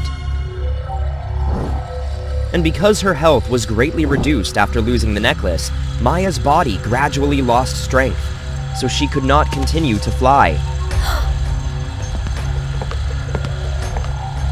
Maya even got entangled in vines along the way, making them more and more attached to her each time she struggled. As the princess relaxed her body from exhaustion, she noticed that the vines were no longer tightening on her body. Moreover, when she was calm and paying attention to her surroundings, it was easy to see the main wires beneath the vines, so she cut them off with magic.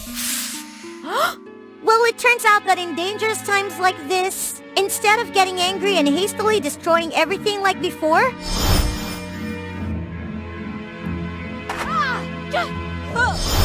then I should focus on observing to find a solution. It's much better. After that, the princess continued her journey to the Water Kingdom, without knowing that from among the vines, a small light suddenly appeared, silently entering her while she left. After a few days, Maya also arrived, but in front of her was a fierce wave that was difficult to pass. At that time, Maya saw that there were turtles crossing the river, and she quickly used the command words and rudely called out, "Hey, turtles! Hurry over here and carry me across the river!" Hey girl, you don't speak properly and politely when asking for help, and you are rude like that. We will never let you cross the river. Hearing the words of the turtles, Maya froze and thought, That's right, before everyone had to speak politely and respectfully to me. Then I would be happy and satisfied to be friends with them.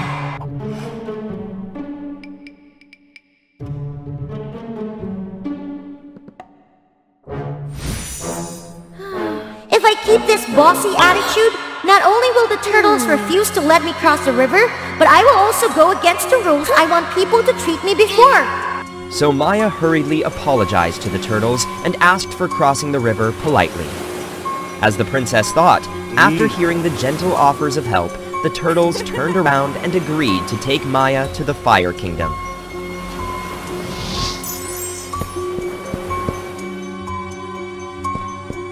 When the princess reached the Fire Kingdom, her air gem also lit up, indicating that the rest of the gems were also around. However, while Maya was enjoying herself, Finn appeared and attacked her.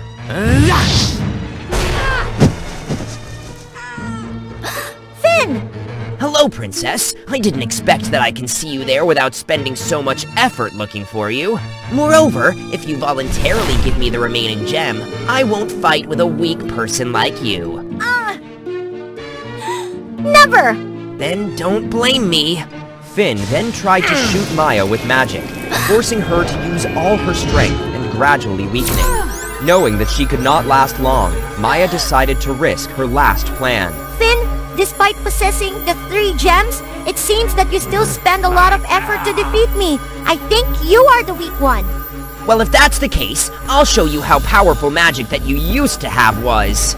Maya deliberately hit the frivolous, aggressive mentality of the people in the Fire Kingdom, successfully luring Finn to create synthetic magic directed at her. Maya then created a vortex of air, which deflected the attack on Finn, and regained the remaining gems from Finn's hand. Finally, the gems have come to me, and now... Brother, are you okay? You don't need to fight with the air princess because of me. When Maya turned around, she saw a weak, crying baby running towards Finn, so she rushed over to see what was going on. As it turns out, a long time ago, the story of Maya being granted more magic and abundant health from the necklace was spread throughout many places, including the Fire Kingdom. So when Finn heard this story, he went through difficulties, tried to get Maya's necklace to save his seriously ill brother.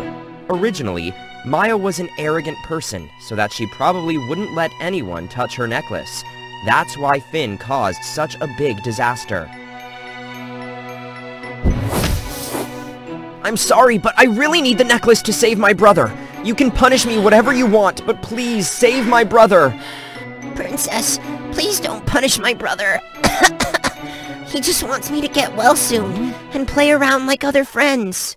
When she knew Finn's story, Maya recalled the image of how worried and anxious her parents were when they saw her seriously ill. But if I lack these gems, my illness will not be easily cured, which will also make my parents worry. But when she saw the child's life was in danger, Maya could refuse, and she accepted to give all the gems to the two brothers. Originally, on the way to the Fire Kingdom, I learned a lot of valuable things. In particular, understand how the hearts of loved ones may be willing to sacrifice for each other. So I hope these gems will help you and Finn live better. Maya, thank you for your kindness. I will do whatever it takes to atone for the mistake I've caused you. We all make mistakes, even me. But I'm glad that after all, we all learned a valuable lesson. Therefore, I also want to be corrected and become a better person in the future if I have a chance to live on. Saying that, suddenly, a warm red light entered Maya's body. Then, warm lights radiated from Maya's necklace and body, saving Finn's brother and Maya's lives, and appearing as a beautiful star. Maya, I am for the essence, representing the 4 elemental gems that you possess in your journey here. You have made for yourself the elements of observation, patience in the Earth Kingdom, gentleness in the Water Kingdom, and sacrifice in the Fire Kingdom. Therefore, you deserve to possess these wonderful spells and look forward to the next time you can do better at your task. I already understood. After the explanation was over, the star turned into Maya's own necklace to the joy of the Finn brothers. In a distant kingdom, both men and women had long and flowing hair. It's because the longer their hair, the stronger their magic. Allow me to introduce Tiffany, the lady with the longest, most beautiful hair. Only those who have watched WOA Fairy Tales channel could be more beautiful than her. Who could be more beautiful than me? And so, Tiffany possessed the most magical hair in the kingdom. Tiffany used her hair to perform showy tricks and attract attention. She and the people of the kingdom looked down upon those with short, non-magical hair. In the past, Tiffany used her hair to help others as her mother had advised. Don't hesitate to sacrifice your hair to save those you love. But after her mother's demise, due to a scheme by a group of short-haired individuals, Tiffany changed. She transformed into an obnoxious show-off. Surprisingly, people still adored her. Many suitors proposed to Tiffany. Yet, she only had eyes for Prince Ryder, soon becoming the princess with long hair. Tiffany's vanity grew even more pronounced. She assembled a team of maids solely to tend to her magical hair.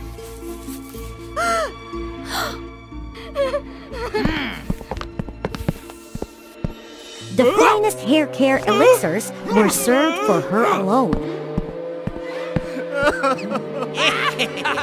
She compelled Ryder to organize weekly parties for her to flaunt her hair. Watch this! Behold the radiant glow of my hair! Nonetheless, Ryder continued to indulge his wife. But everything changed when Tiffany had an accident. This can't be, isn't it? When she awoke, the long-haired princess had lost something more precious than her life. Huh? Are you awake now?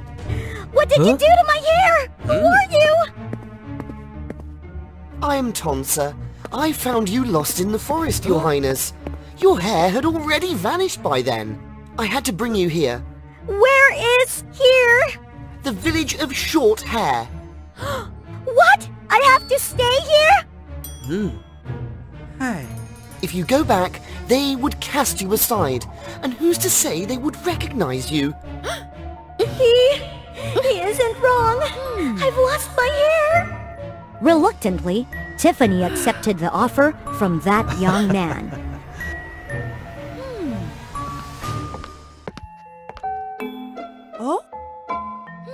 To live here, she had to work. Real work, not just using her magical hair. Of course, she couldn't do anything well.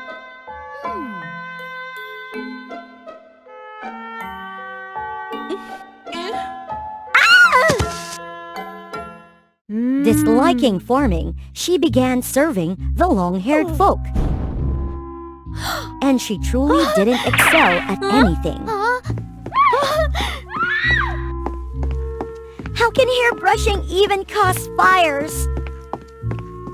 Despite the hardships, Tiffany didn't dare return. She was too ashamed, and no one recognized her.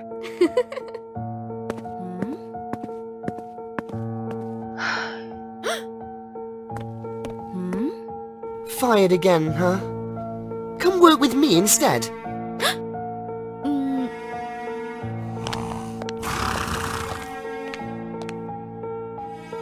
Before she could start, though... Newcomer, huh? Your hair isn't even as long as a horse's tail. Only then did she realize how insufferable she used to be.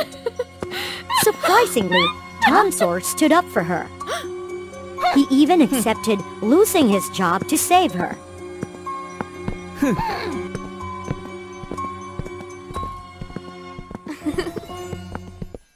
Tiffany understood that she had misunderstood the short-haired people.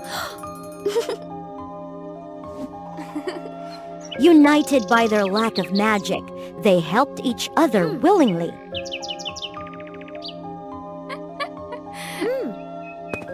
Tonsor and the short-haired people especially helped Tiffany a lot.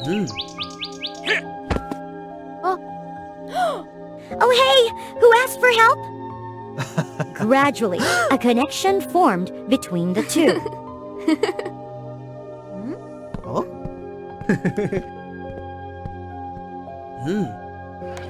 One day, Tiffany had to visit the capital alone. No one recognized her as the princess with long hair.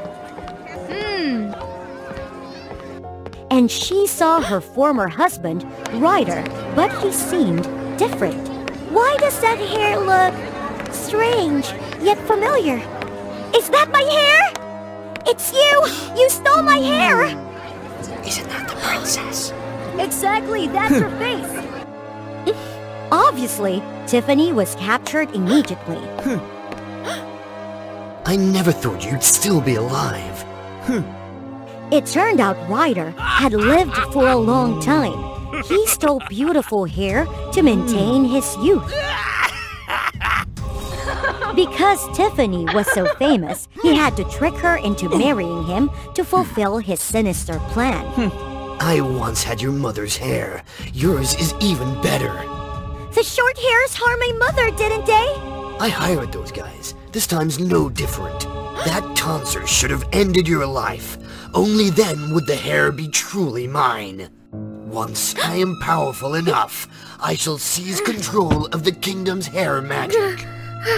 Ryder staged a public trial of Tiffany to deceive the masses. This short-haired woman has harmed my wife, impersonated her. Bring forth the accusations. Immediate execution.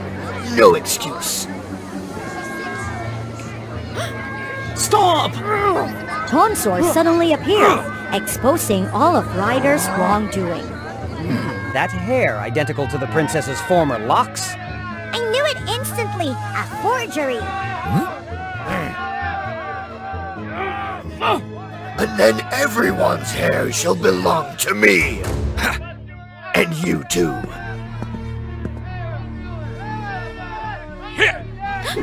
Tonsor intervened, rushing to Tiffany's aid. But he had to trade his life for hers. Tonsor! Do you remember? We've known each other for a long time. It was you who saved me. I've loved you since then. I cut off your hair, deceived the prince and hid you.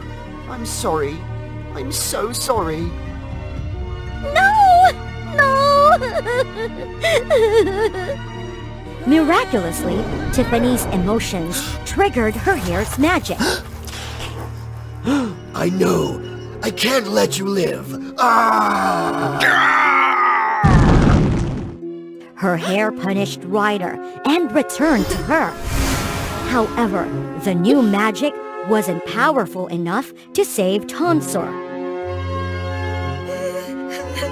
Don't hesitate to sacrifice your hair to save those you love. She decided to sacrifice all her hair to harness its full power.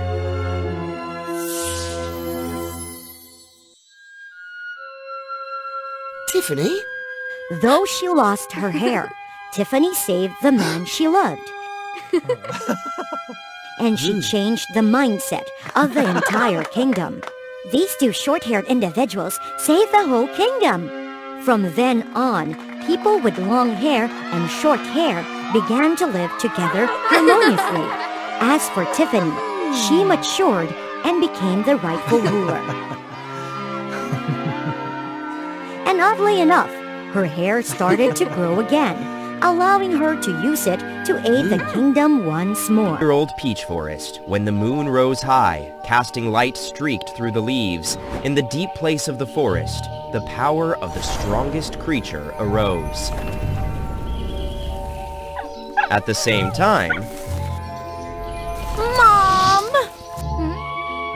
Just slow down, I told you. So how was the party with your friends? Why am I so different from my friends, Mom? I counted it carefully. No one has as many tails as me. So how did they treat you? They were so amused. But Mom, I'm asking you, why am I different? This is a long story. It's okay, I have time. All right. Peach God, please show me the story of the one-tailed fox.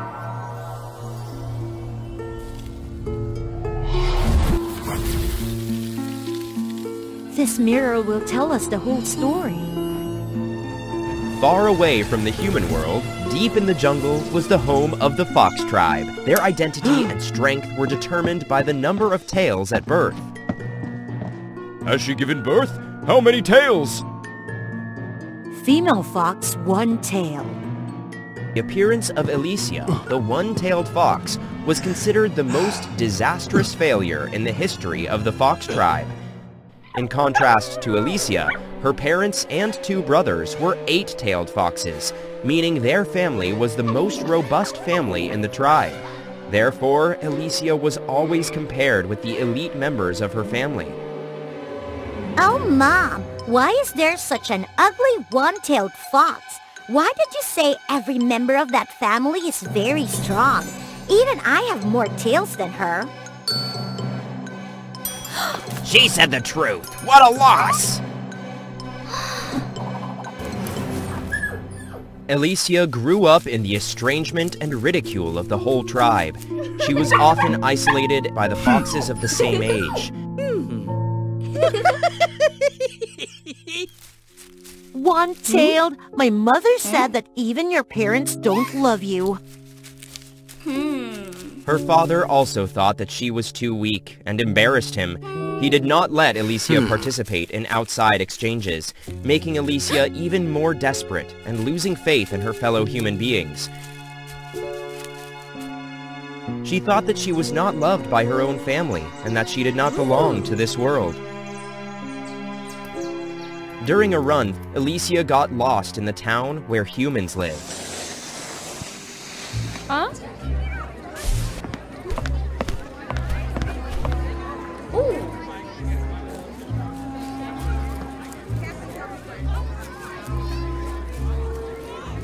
The town was crowded. As it turned out, Prince Chad's procession was passing. The prince was extremely handsome, gentle, friendly with his citizens. Oh, look at him. I can only marry Chad in this life. In your dream, he is mine. He is mine. In your dream, he is mine. To the panic of the people around, Chad gently calmed the horse and got off. Without anger, he caught the creature that had just stopped his horse. It's all right, it's all right. The moment Alicia's gaze met the prince's, the fox's small heart beat wildly. For Chad, it was only temporary tenderness for all living beings, but for Alicia, it seemed to be life's destiny. She was a fox. Chad took Alicia to the palace to take great care of. Alicia wished if only she could meet him sooner in her life.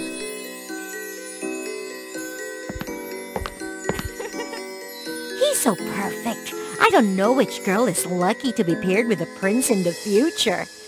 Such a wonderful person. We can't even have him in our dream.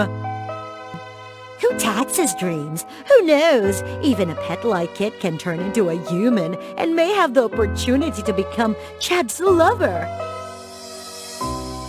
Huh? Turn into human and stay with Chad.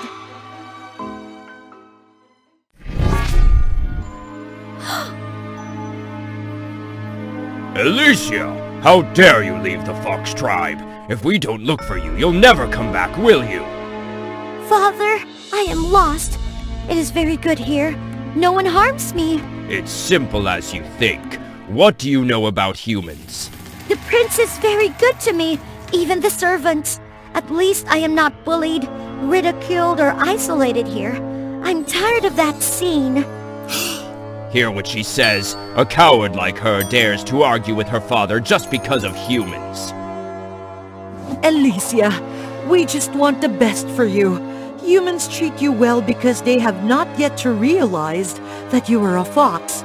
Humans are divided into two types. Those who are afraid of foxes and those who want to steal our tails to do magic. You don't know about the prince yet. He's not that kind of person. That's enough. Go home. I'm not coming back. Please leave me alone, like before. I want to be human. I want to marry Chad. Fiction.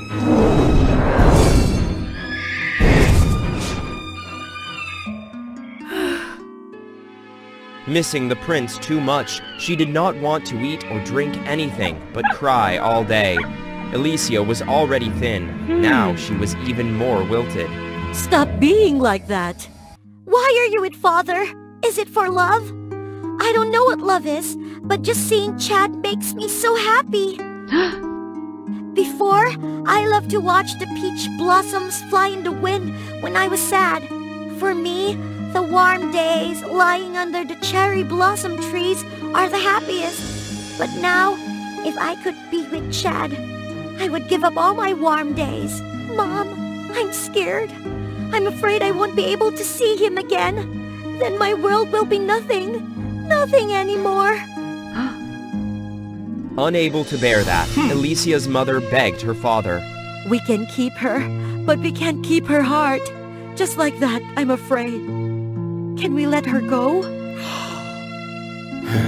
In the end, Alicia's parents decided to turn her into a half-fox for 7 days. Father! Huh. This is only a temporary appearance. Go, come to your love. Prove you are right. If it is true love, the prince falls in love and marries you. We will ask the patriarch to make you human. I got it! Do not rush to rejoice. On the contrary, if you do not have the prince's love, I will cut off your only tail. You are not allowed to leave the fox tribe forever. I agree. Alicia, regardless of who you are, we only want you to be happy. Alicia met and explained to the prince that she was the animal that the prince saved and raised before. I know that when I say these things, you will probably be afraid, will drive me away. But you are the first person to be so gentle with me. I really love you very much. Did you say your name is Alicia? Perhaps before I knew it, I thought of you as something special. I don't know, but now my heart beats fast. I want to follow my heart, Alicia. Are you ready to stay by my side forever? I will give up my throne and travel everywhere to find a way for you to become a human. And if you can't become a human, then no matter what form you take, you will be the one that I love the most. The days that followed became the most beautiful period of Alicia's life so far. The prince walked with her, watched flowers, sang, and told her many stories, drawing a picture of their family in the future. At the same time, Chad hastened to prepare for the wedding that would take place on the last day when Alicia transformed into human form. He said that he wanted to invite her parents and brothers to attend. Alicia happily agreed and announced the news to her family. Accepting the invitation of Alicia and the prince, Alicia's parents came to the party at the night before the wedding. In order not to surprise people, they appeared in human form. The Fox family was warmly welcomed and treated with the highest quality food and drinks, especially the wine that had been aged for hundreds of years, which was extremely precious and wondrous.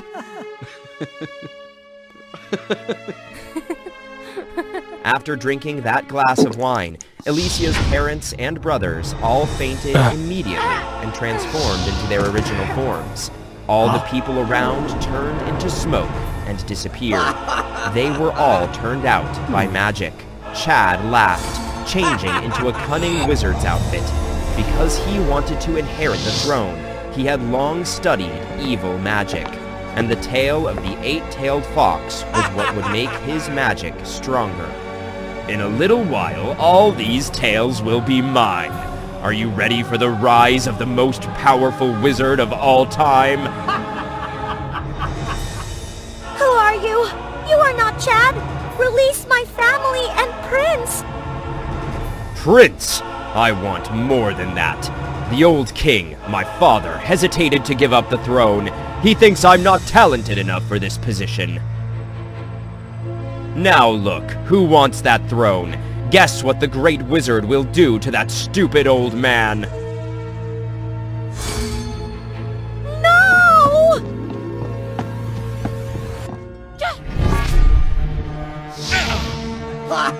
Look what my weak wife does. I guessed it right. A fox with only one tail is definitely the most useless thing.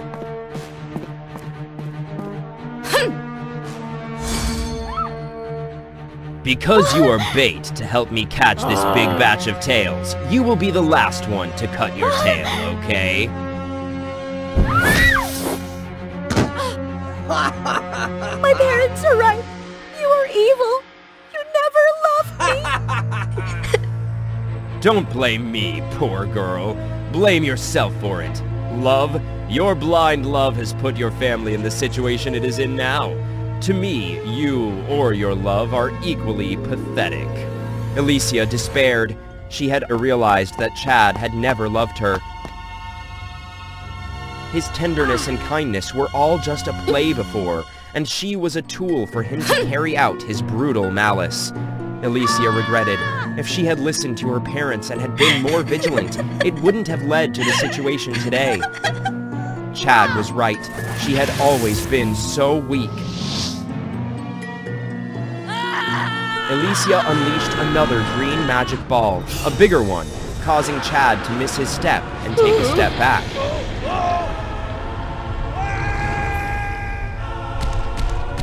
Alicia walked towards Chad step by step, blue flames burning with each powerful step she took. First, never take advantage of someone else's love. Second, never touch a hair of the fox tribe. Third, the one-tailed fox is not useless. Never! A large crack appeared, and blue fire followed that crack and rushed straight to where Chad was standing. The whole fox family returned to the green forest. Since then, the fox tribe no longer had racial discrimination based on the number of tails. Alicia lived happily together, always using her strength to help the fox tribe. Wow! It's not true! There's no point in why I'm different from my friends. I told you it was a long story. Let's go home. Mom is cheating! Dad hasn't even appeared in the story yet! If you go to school obediently tomorrow night, I will show you 2 more interesting stories.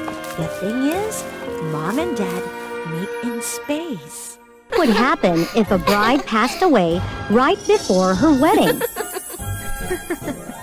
She would become a ghost bride. Let me go! I'm innocent! Bride Samara was kidnapped right before her wedding. Release me! Set me free! Who are you? While struggling with the kidnapper, Samara accidentally fell into a ravine and passed away.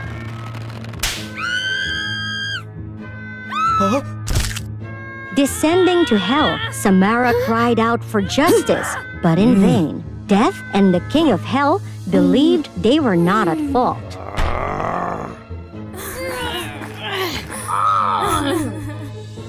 After 100 years of incessant cries, refusing to be reborn or to transcend, the king of hell personally examined her.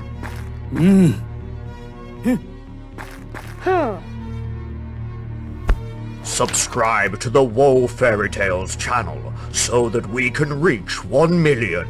You, demon, this is the narrator's script. Bring me the Book of Death. The king of hell had indeed made a mistake. Samara had departed earlier than scheduled in the Book of Death. However, he couldn't resurrect Samara.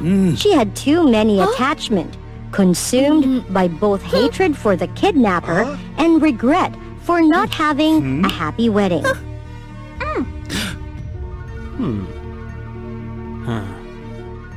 You need to resolve all of your eager desires so that I can bring you back to life. Find the kidnapper. If he's no longer alive, find his descendants and bring them down here to pay for his deeds. That way, you will be able to resolve your revenge. According to the law of yin and yang, Samara had only 3 months in the mortal realm. Beyond this deadline, her soul would vanish forever. Wandering on the earthly realm for a few days, Samara witnessed an unjust scene. The poor artist Norman, bewildered, couldn't understand why he was being chased by the nobleman Jack. Samara couldn't ignore this scene. Hey, are you a ghost? Can't you tell? And why is that guy chasing you? It turned out that Norman's ancestors owed a debt to Jack's ancestors. Jack often used this old debt to pressure Norman. Thank you for saving me. Is there anything I can do to help you? Having little memory of the mortal realm, Samara needed Norman's guidance. But there had to be a connection for the ghost to coexist with the living, a way to create a yin-yang bond. How about you marry me? What? Of course, Norman couldn't agree to such a thing. And so many unfortunate events began to unfold from the moment he refused Samara.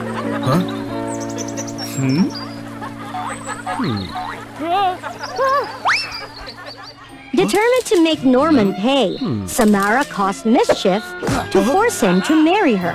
Eventually, Norman couldn't bear it anymore.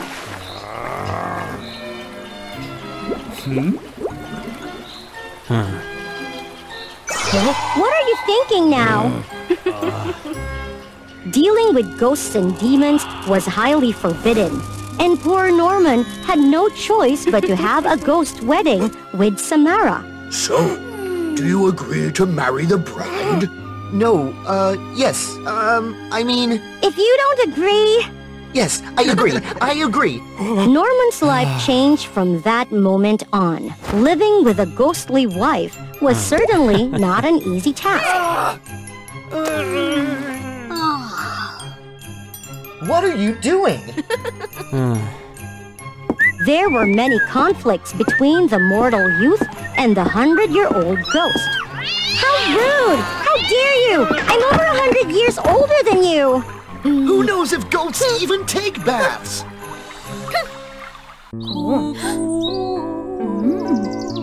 He plays the instrument so well.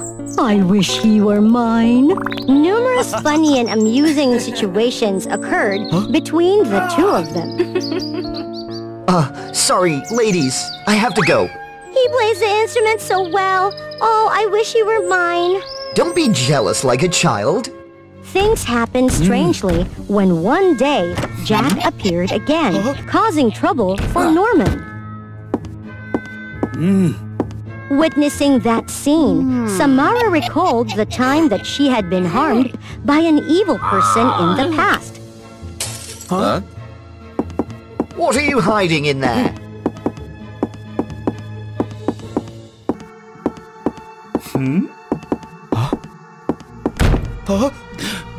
Open the door, or don't blame me for being wicked. You'll see.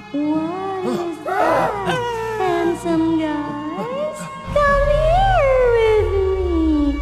Come closer and see. Don't leave me alone. Jack was terrified that he ran away. Moved by Samara's kindness, Norman started to make an effort to understand her more. Norman's life became less difficult without Jack's harassment. Samara also helped Norman find evidence so that he could report Jack's crimes to the royal court. As for Norman, he enthusiastically helped Samara find the descendants of the kidnapper. Every time Samara felt sad thinking about her past life, Norman was there to listen to her. A love between a mortal and a ghost slowly blossomed between this couple. However, nearly 3 months of searching for the sword brought no results for them. Huh? Still nothing? As the sun rises, my time is also running out. I may have to leave forever. Isn't there any other way? Norman, there is something I have to tell you. What is it? No, forgive me. I just passed by unintentionally. Something familiar caught Samara's attention. He ran away. Let him go. What were you gonna say? Is that sword his? It's his family's sword. Last time, he was scared and ran away. So, he must have taken it out to use temporarily. That sword belongs to the one who kidnapped me! Oh, he is the descendant of the one who kidnapped me! I never expected that! Oh, thank you, Norman! I will return to you! Hey! Samara quickly pulled Jack's soul down to be judged by the King of Hell. But just as Samara was rejoicing, thinking about her resurrection. Not this person. What? It can't be! I'm certain! That sword belongs to the kidnapper! It's his family heirloom! Jack is his descendant! Jack is... This sword, it wasn't originally mine. Then who does it belong to? No, my grandfather confiscated it collect the debt from Norman's grandfather.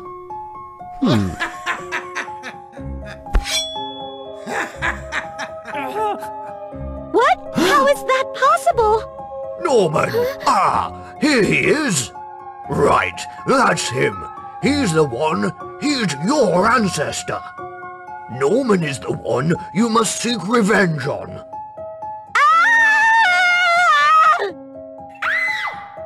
Consumed by hatred, Samara flew back to the mortal realm to seek revenge on Norman.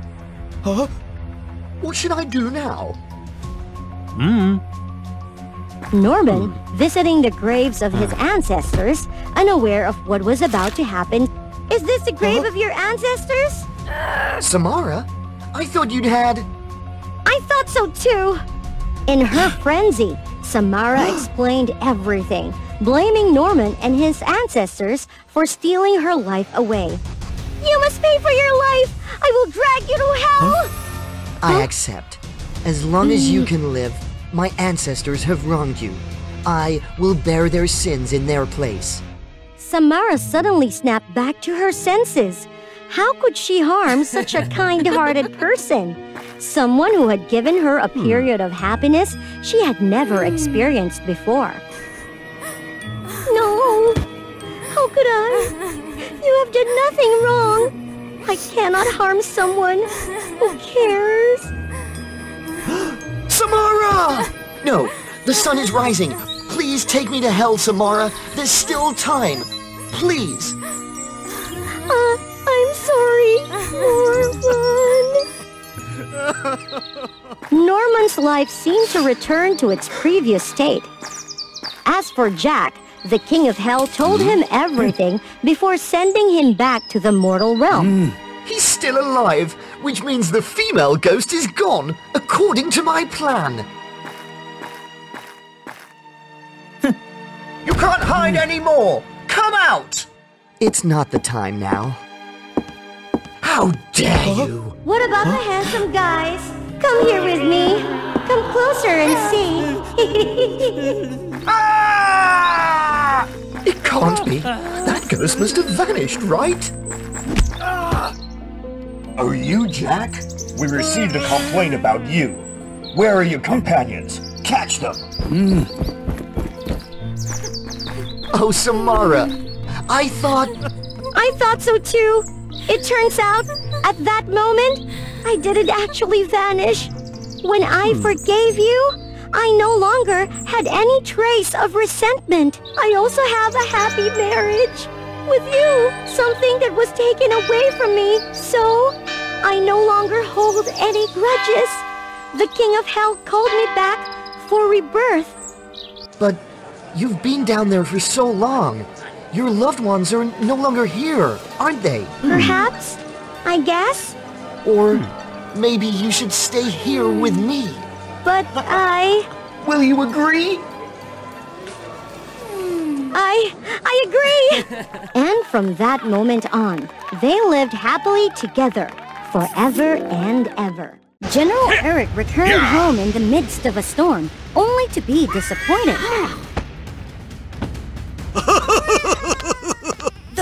The baby is a girl. A warrior's lineage doesn't need a daughter. In Asgard, the land of the Norse gods, becoming a warrior was an honor, and men were highly regarded for it. One day, I must become a warrior like them. If you subscribe to WOA Fairy Tales channel, who knows, you might become like them. I'm not falling for that. Women in this land were coldly treated, like Valkyrie, who served the gods as a swan dancer, a job considered beneath warriors. Beautiful, but a bit weak. Only for women. Back at home, Valkyrie was always coldly treated, in stark contrast to her younger brother Edgar, a warrior in the Asgard army, who received their father's attention and rigorous training, although he wasn't particularly skilled. Get up! If you continue like this, you'll never match Ragnar! And you, prepare a Pegasus for your brother. Hurry up! With a strong passion, Valkyrie secretly practiced every night. She even excelled over her younger brother. Excellent! Practicing tricks again? Do you intend to destroy your brother's things, huh?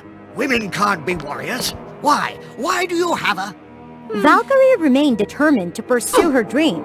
Her opportunity came when the supreme god Odin wanted to establish a new battalion. The victor of this battle will be the first of the battalion. I will grant them immortality. Edgar enrolled in the selection contest under their father's pressure. Father, I want to participate too. Doesn't everyone have the right to do so? To allow his daughter to participate, General Eric was worried about losing face. If you can defeat Edgar, do whatever you want.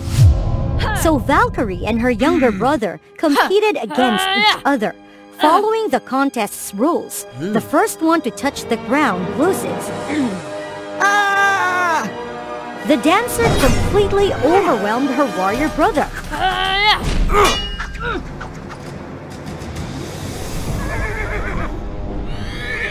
But just when she was about to launch her final attack, Edgar, defeat her! How can a fragile girl like that become a warrior? She got distracted, and Edgar only needed to save his strength to secure victory. I told you, so weak. Just accept it.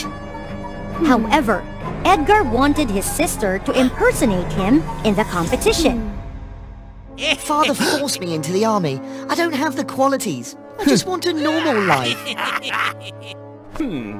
You lost because you were distracted. You're better than me. Every night, I saw you training. If you win, everyone will acknowledge you. You're strong. I'm sure you can do it. Huh? All right, I agree. Hide here! You're safe with my friends! Put on this helmet, and no one will know who I am! Valkyrie easily disguised herself as Edgar, as he wasn't very tall. Ragnar, who often bullied Edgar, took notice of her. So, you dare to compete, Edgar? Her helmet fell off, revealing her true identity as the swan dancer. Oh my god, look at this! General Eric's family is out of men, so they had to send their daughter.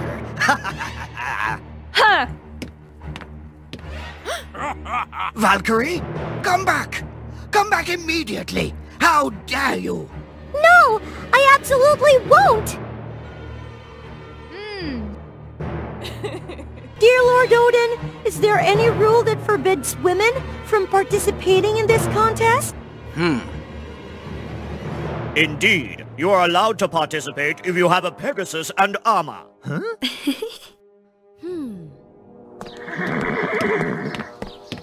Eric demanded Edgar's Pegasus and armor back from Valkyrie.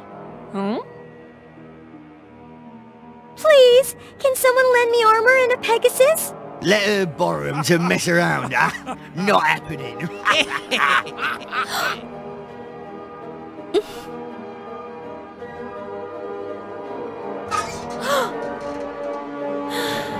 Father locked up all the armor!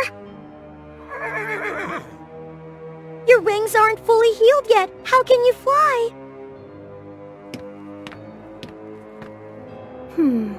How can I wear these shattered pieces of armor?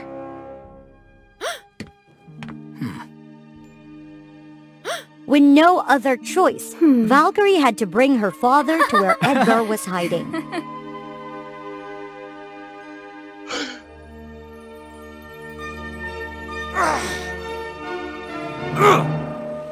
So disappointing. Unbearable. Are you really my son? In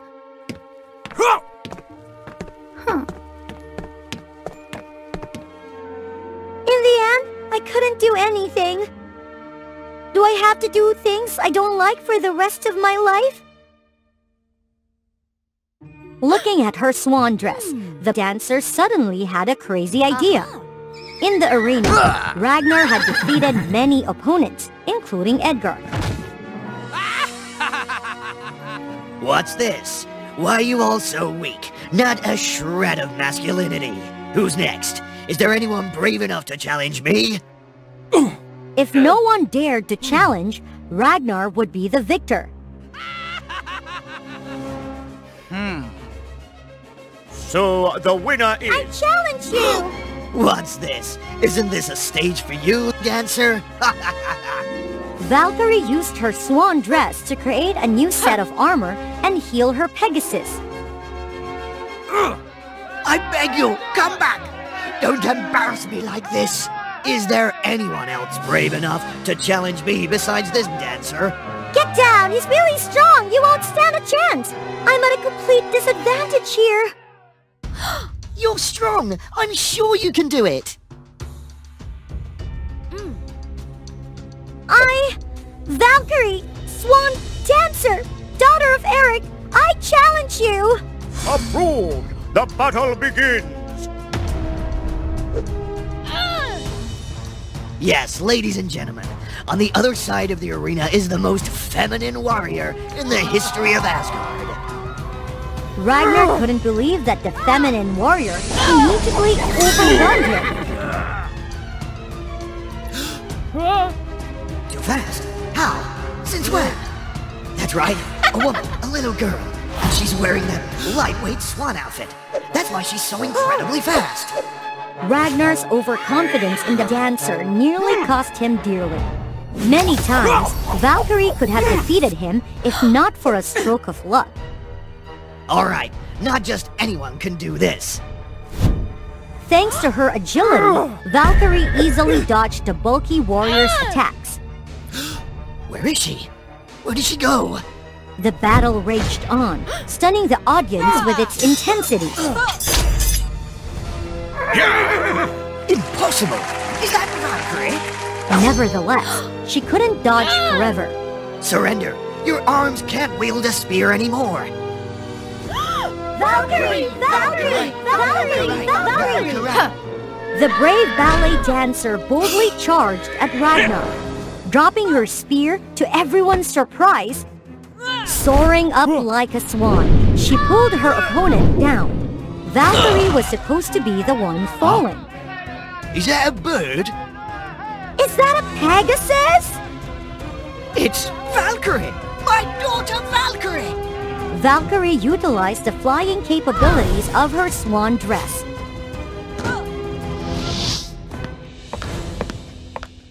She didn't let her victory make her arrogant.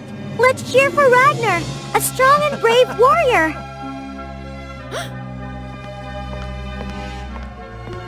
Valkyrie had changed the perception of women.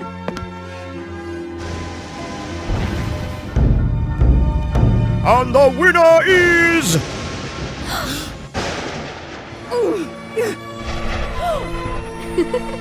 Valkyrie. She was granted immortality and became the first leader of this battalion. She became a protector, searching for the bravest warriors. A trainer.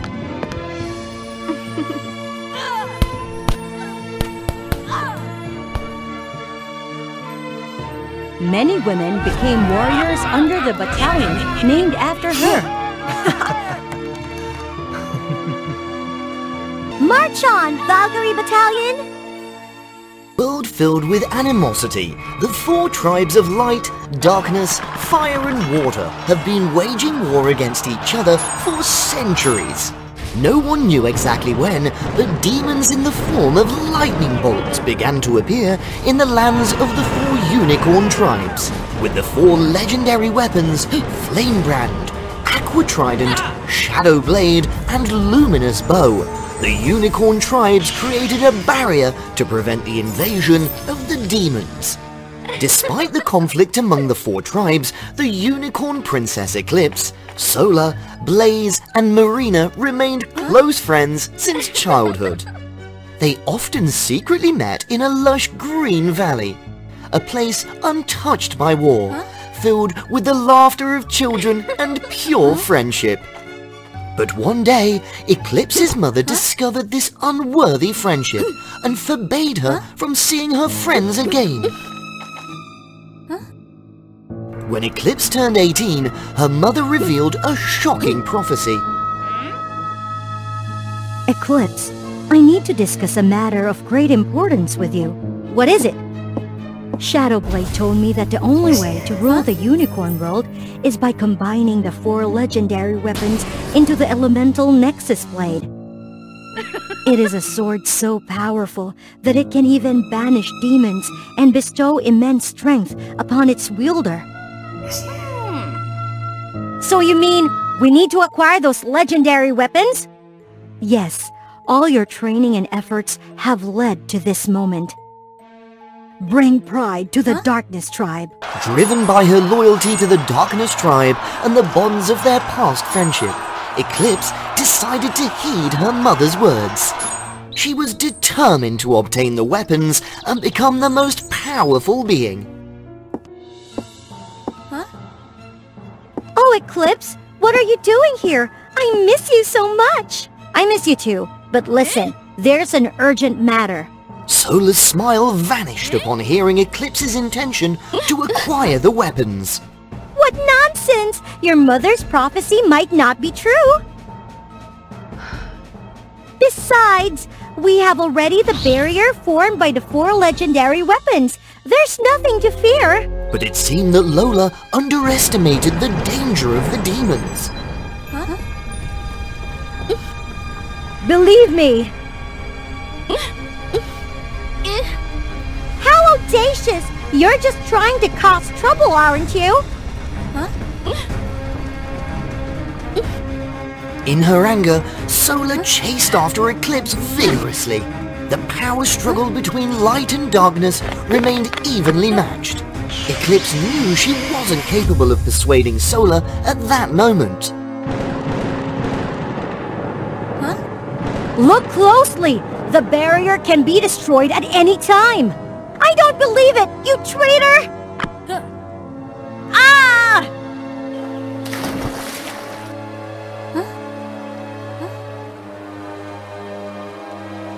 Eclipse found herself washed up in the land of the water unicorns. Luckily, Marina, the water unicorn princess, came to her rescue. Marina brought Eclipse back for treatment. She had been unconscious for 2 weeks, experiencing terrifying nightmares.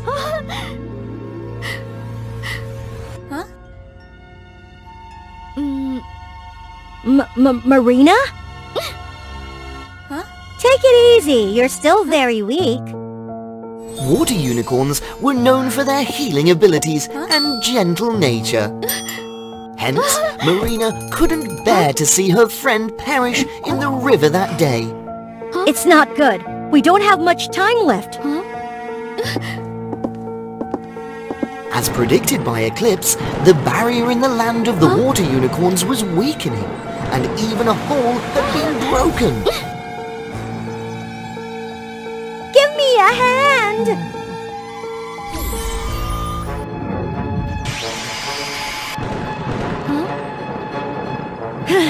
As you can see, the demons are growing stronger, and the barrier is getting weaker. Then what should we do now? I'm on my way to acquire the weapons to combine them into the elemental Nexus Blade. With it, we can cleanse the world from the forces of darkness.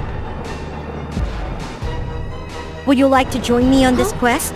Trusting Eclipse's words, Marina agreed to join her. In this way, Eclipse successfully acquired the first weapon, the Aqua Trident. Together, they embarked on an adventure to the land of the fire unicorns.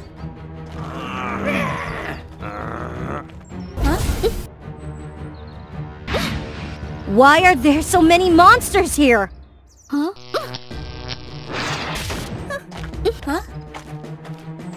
Blaze is very cautious when it comes to protecting our territory.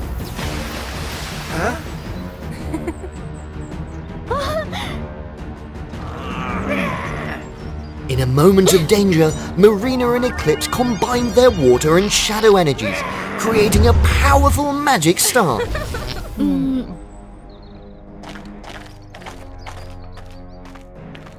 You two, stay right there. You have some nerve. How dare you come here to steal my weapon? Are you so smart but still fail to see the problem? Look beyond your own barrier. Enough talk. Solif already told me everything. Watch this! Yeah! No! Blaze, calm down! That won't achieve anything. The demons grow stronger, and they will invade the land of fire at any moment. Who said your magic is feeble? I dare the demons to breach the fire tribe's barrier. Unfortunately, the demons had indeed destroyed the barrier of the fire tribe, bringing great peril to their land. Release us now! Whatever you're up to, I know how to deal with you. Eclipse quickly unleashed her dark energy, covering the sky, temporarily blocking the demon's sight.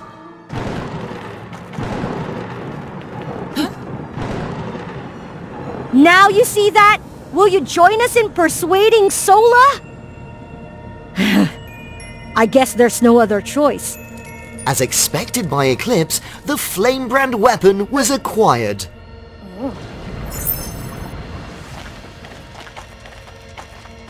The three princesses returned to the land of the light unicorns. As soon as they arrived, a rain of light arrows suddenly fell upon them. Eclipse, what trouble are you causing now? Sola, Eclipse is doing the right thing. My water barrier was almost shattered. That's right. The barrier of the fire tribe has also been destroyed. Trust me, together we will protect the unicorn world. Fine. It's true that the demons are strong, but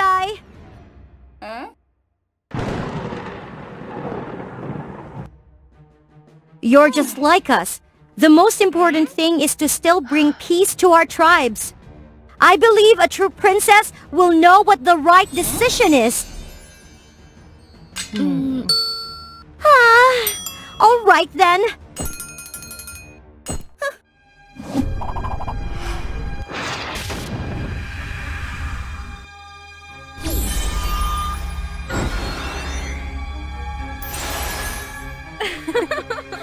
Look, it is the elemental nexus blade.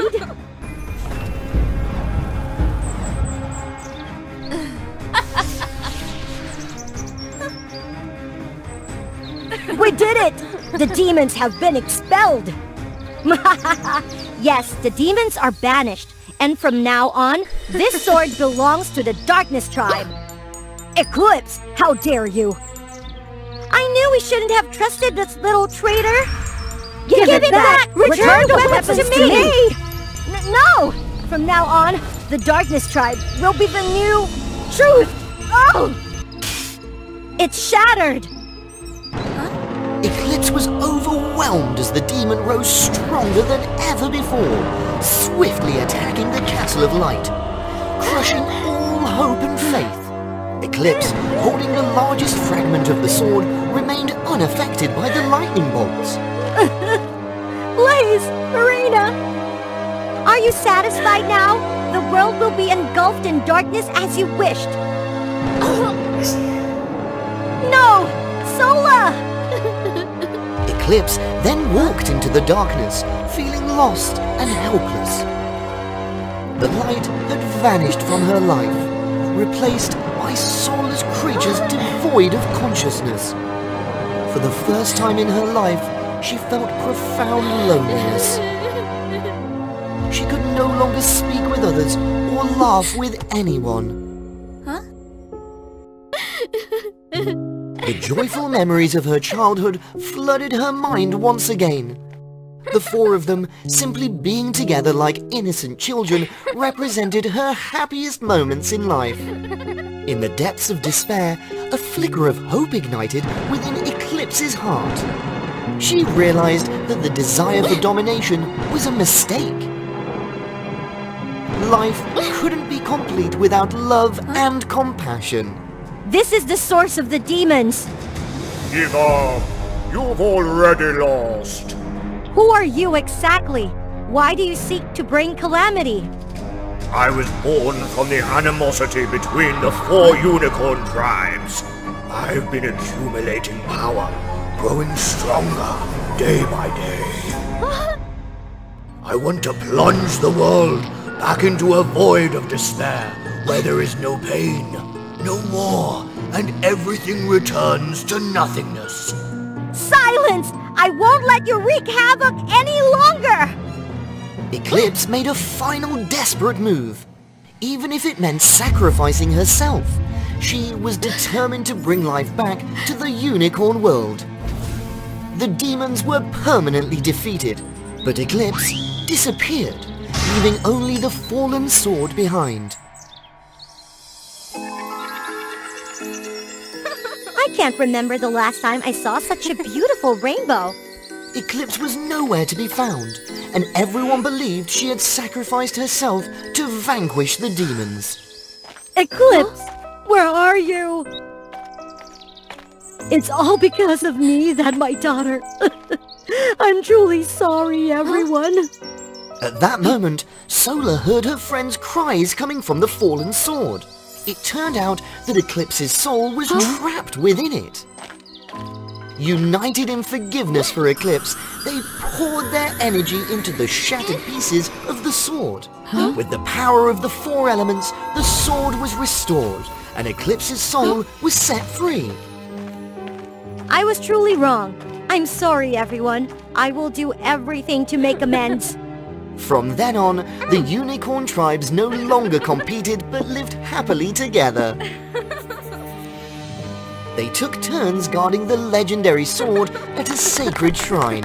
They understood that only by accepting and supporting each other... Once upon a time, there was a Spider Queen, and this is the tale of her life.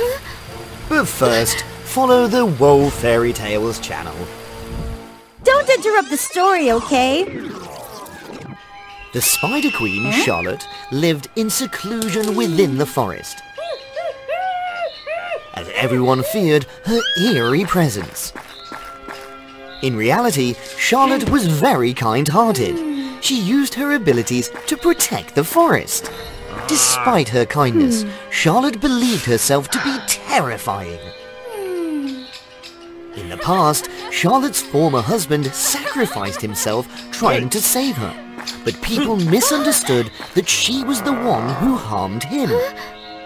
Since then, Charlotte chose to live alone, befriending only the unhatched spiderlings. Deep down, she longed for love and companionship. That day changed Charlotte's life. Why are you here, human? This is Princess Wendy.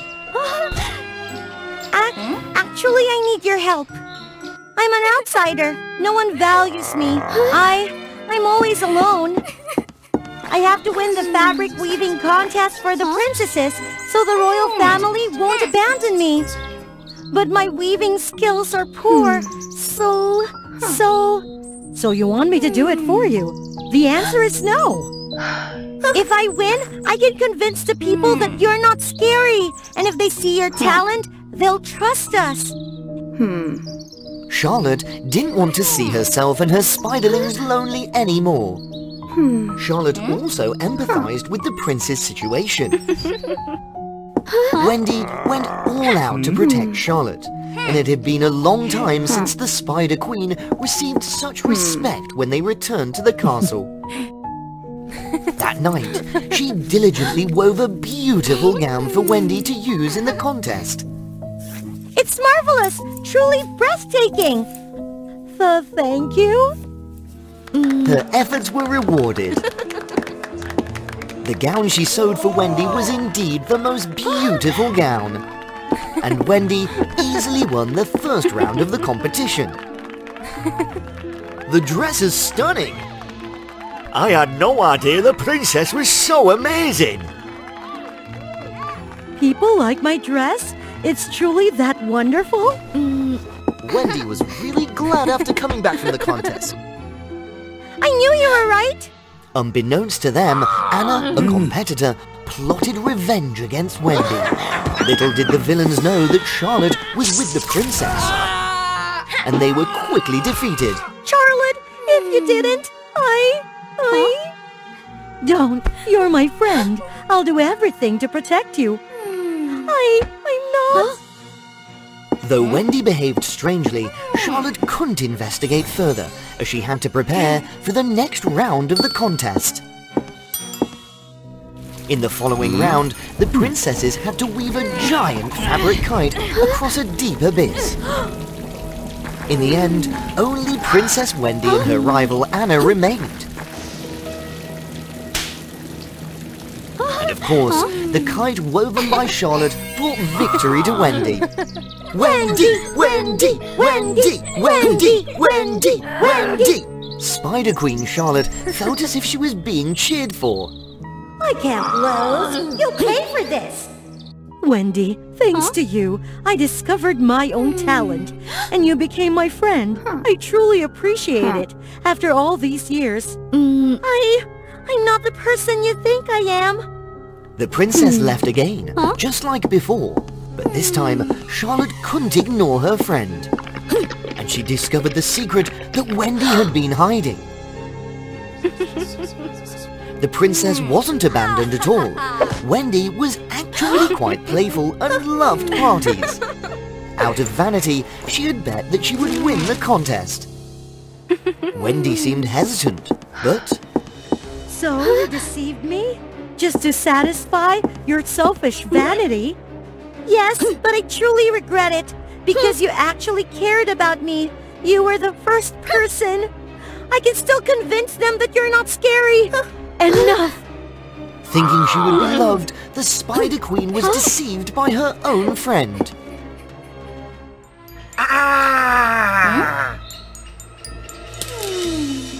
Just when it seemed the Spider Queen would go back to her old life, another twist occurred. You attacked us that night. Why did you do it? Speak! Charlotte had discovered that Anna had sent her henchmen to harm her, and Wendy for revenge. It can't be! But no matter what, she couldn't abandon her friend. What's now? The final round of the contest was taking place, and the Spider Queen arrived just in time as Wendy began her performance. Wendy had to weave a fabric bridge across the deep chasm and dance on it. How can Wendy weave the bridge? Seeing the scratches on Wendy's hands, Charlotte understood everything. I must complete the final challenge. Only Charlotte is my friend. I can't let her down. Wendy, you've done it. You've changed. However, Charlotte had forgotten about Anna, who had sabotaged the fabric bridge and the safety net below. The bridge couldn't bear Wendy's weight. And we come back to the starting point of the story. Wendy was too far away, and Charlotte tried her best but couldn't reach her. With quick thinking, she shot a spider silk from afar and wove a web to save Wendy. But Charlotte couldn't save herself. Charlotte! Charlotte! People rushed down the chasm upon witnessing the incident. Charlotte, don't go! Thank you for being my friend. You made me realize how amazing I am. In the end, Charlotte achieved her wish, understanding that opening her heart was the key to love. Anna was caught for her crimes. Witnessing Charlotte's actions, people completely changed their perception of spiders. Wendy decided to adopt Charlotte's newly hatched spiderlings, and noticed one that resembled her old friend. That sound came from a special instrument that they called Etwol. And Princess Agnes was more proficient in playing that instrument than anyone in the kingdom. Her Etwol sound could manipulate the emotion of those who heard it. One day, a troubadour girl named Canary appeared. She also owned a wonderful Etwol, and she could also create the melodious sounds. How beautiful that sound is! Yes, I see that it's even more melodious than the Etwol sound of Princess Agnes. Knowing that there was someone better than her, Agnes was really angry. I have to compete with her to see who is the most talented Etwall player? Then, a music competition happened. When Agnes was playing the Etwall, everyone happily enjoyed the sound. It's Canary's turn. Her melody not only made everyone passionate, but also attracted other animals to come and listen to her melody. When the princess played the second melody, everyone was so emotional they started to cry.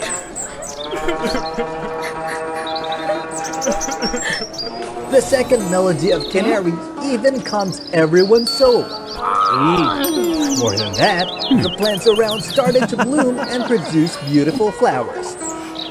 And the result was clear.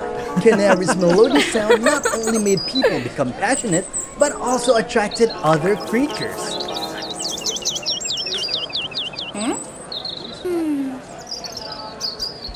This made the princess really angry.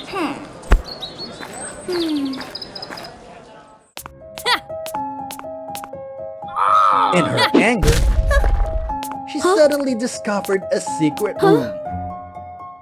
This is my mom's room from before. Is there any way that she hid something here?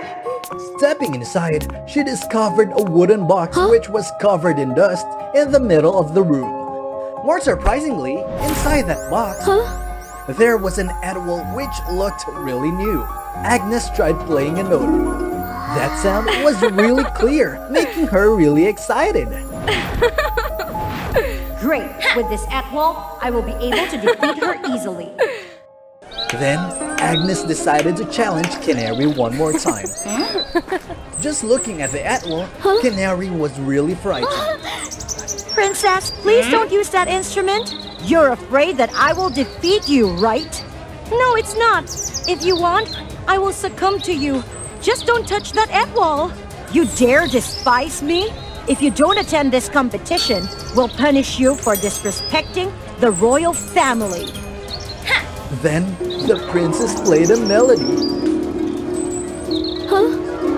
At first, that made everyone really pleasant. But the sound gradually made people irritated.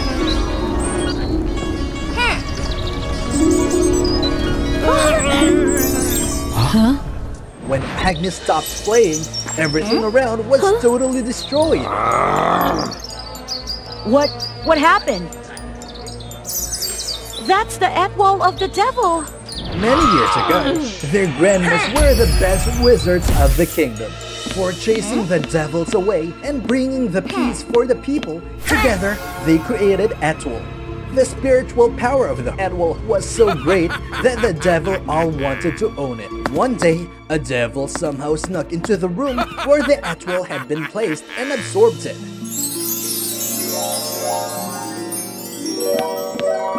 When they realized that, the Etwall was absorbed half. They had no choice but to divide the Etwall into two halves. A half of it was used to seal that devil. Then they split up. Canary's grandma watched the half of the magical Etwall. And Agnes's grandma was more powerful that time, so she watched the half of the devil Etwall. Months ago, there was a prophecy that the devil would be able to escape. Then my grandma asked me to find the other half, which sealed the devil, to prevent it before it's too late. Hearing that, Agnes immediately dropped the Etwall. But it was too late. The seal was broken, and the devil immediately escaped from the Etwall. You all have sailed me for too long, and now all of you have to pay for it. Then he started to use the Etwall sound to attack everyone. The sound was so sharp that it could cut everything outright after touching them. Canary also tried to resist, but the devil's power was too strong. She gradually lost her control. Princess, quickly run away! If no one will be able to escape, go find my grandma. She will help you. But how about you? Be quick! I cannot hold it off for long!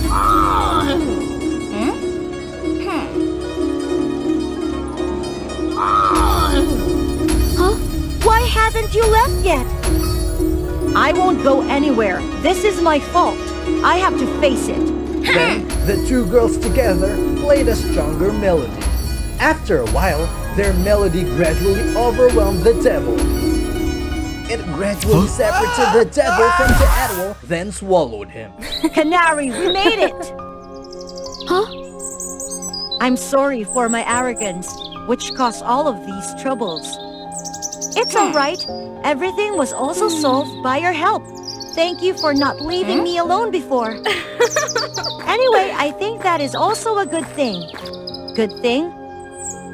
Yes, because the devil was defeated, and there is no devil Etwall anymore. Just keep this Etwall and use it to help others. I got it. And then, across the kingdom, the sound of Etwall was played again, making the light year. In most of the fairy tales we used to know, when a prince or a princess took the throne, they would absolutely have a happy ending after. However, nothing is easy. Selena had to face many difficulties when she had become a queen. The king and the queen unfortunately passed away prematurely. The kingdom really needed a successor. For helping her sister, Seraphia, go ashore and live like a human as her wish, Selena took that responsibility. Selena was so young, making the elders doubt about her decisions. There were many bad rumors among the people about her. Huh? I cannot understand. Princess Seraphia is elder. Why did you let Queen Selena take the throne? That's right. I also heard that the queen had lived at the bottom of the ocean for so long. She has not much knowledge as Seraphia. Huh? She even didn't have much time to rest. My queen, where did you just go? I've just been out to relax a little bit. To become a real queen, you should learn a lot. Please don't waste your time for nonsense things. But I just... Huh? It's time for strength in the realm of dark power, my queen. I knew it. For 1,000 years, the mermaid tribe had to watch the dark power, preventing the sinister forces from taking it. If it really happened, that would be a disaster. I didn't think that there would be so many pressures like that when becoming a queen. I can feel the injustices that you have to suffer. Who's that? They're so selfish, making you work all day as the way they want to, just because you're too kind and weak. If you're stronger, they will have to listen to you. Selena? Selena! Selena! Yes? Mom? What's wrong with you? I don't know. Selena, you should remember that the dark power will take over the mind of anyone who had the desire to have it, even just a little bit. Yes, I always remember that. Get back to your room and take a rest. Yes, Mom.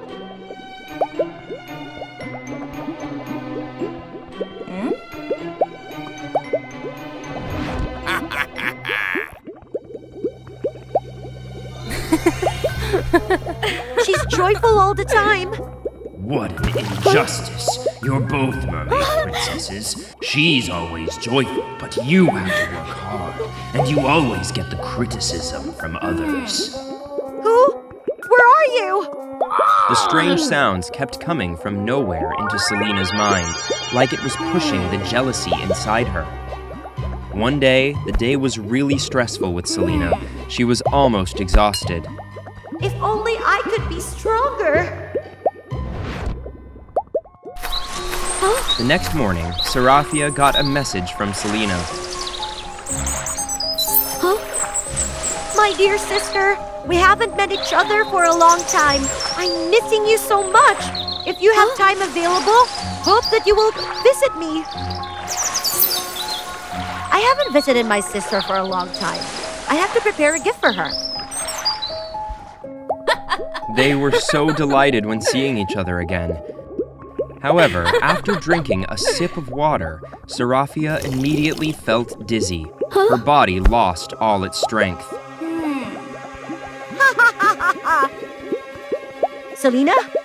Why did you do that?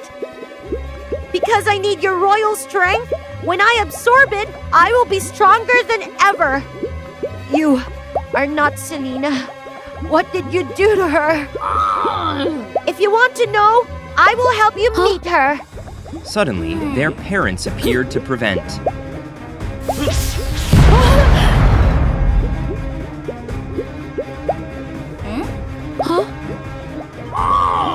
They took Seraphia to a secret cave which was located far from the palace.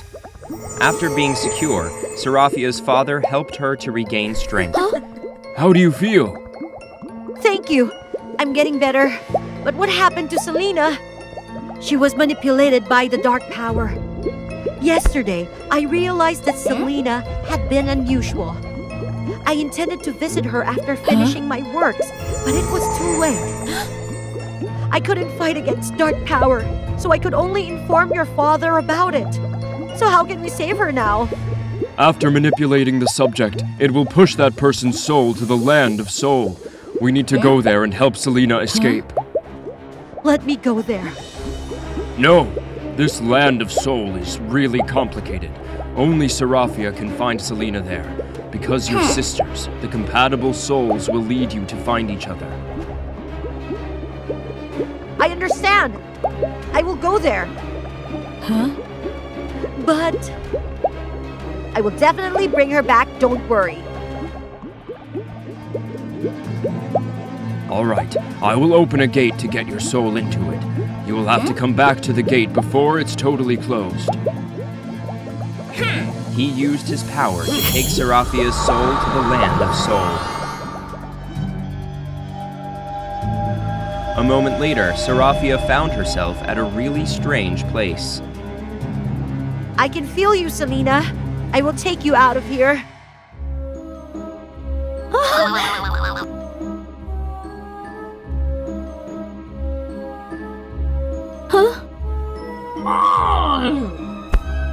After searching for a while, Seraphia finally saw a familiar figure. Selena! It's me! Wake up, Selena!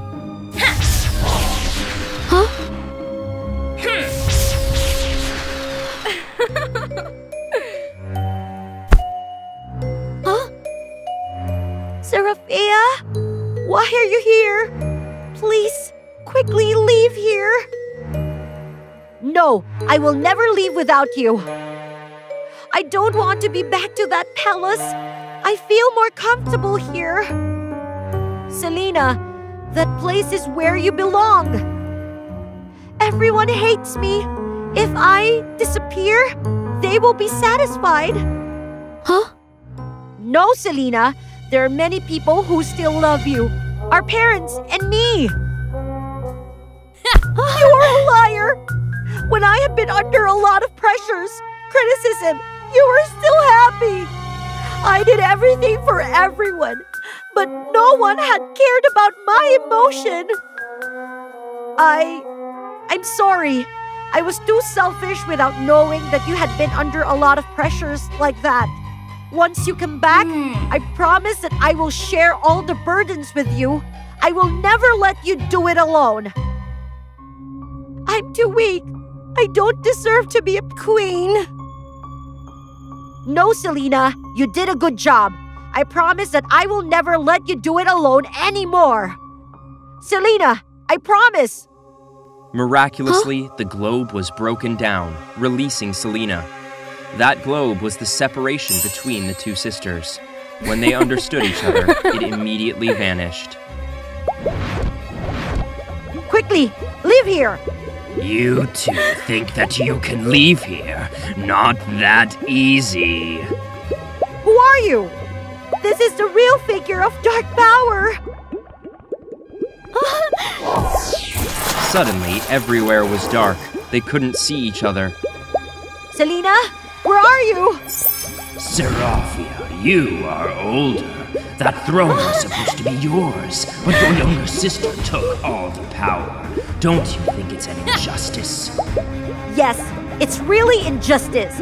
It's really unfair for my sister, who had to take all the burdens. A weak person like her can never take the burdens of a queen.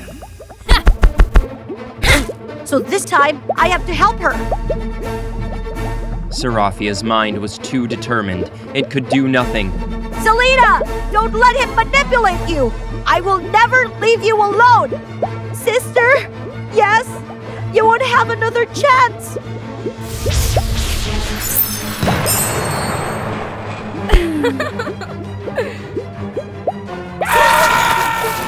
The sinister devil was so angry because it couldn't move their minds. It immediately rushed to attack them.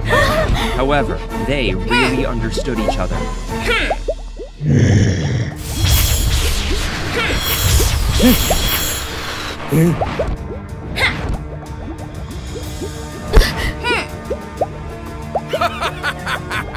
Together, they coordinated well and defeated the dark power.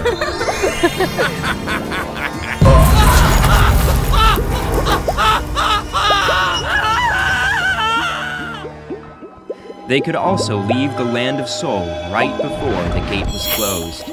From that time, the two sisters could understand and help each other.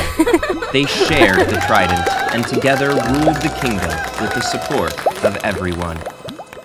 Having extraordinary intelligence along with the powerful wings, the goddess Athena always radiated brilliance atop the peak Olympus. She had invented many great works, such as the flute, creating melodies that enchanted the hearts of people. She crafted the trumpet, producing incredibly bright and pure sounds that captivated anyone who heard them. During her presentations of new creations, all the goddesses come to see, and they were all astonished and impressed by her talent. Layla, a goddess of the night and a close friend of Athena, always accompanied her during those announcements of new inventions. While everyone was enjoying the new inventions, the moon goddess arrived late. Turned out that she was caught in a terrible storm on her way, tearing her clouds and making her struggle while flying. At the high peak of Olympus, the goddesses, those who wished to fly, had to rely on the deep blue clouds. However, Athena was the exception. With her unique wings, she could fly gracefully in the sky, even during the fiercest storms. The things happened that day urged the goddess of wisdom come up with an idea. Why don't I create a pair of wings that allows the other goddesses to fly easily in the blue sky? Right after the party ended, she quickly came back to her room to experiment on creating a pair of powerful wings.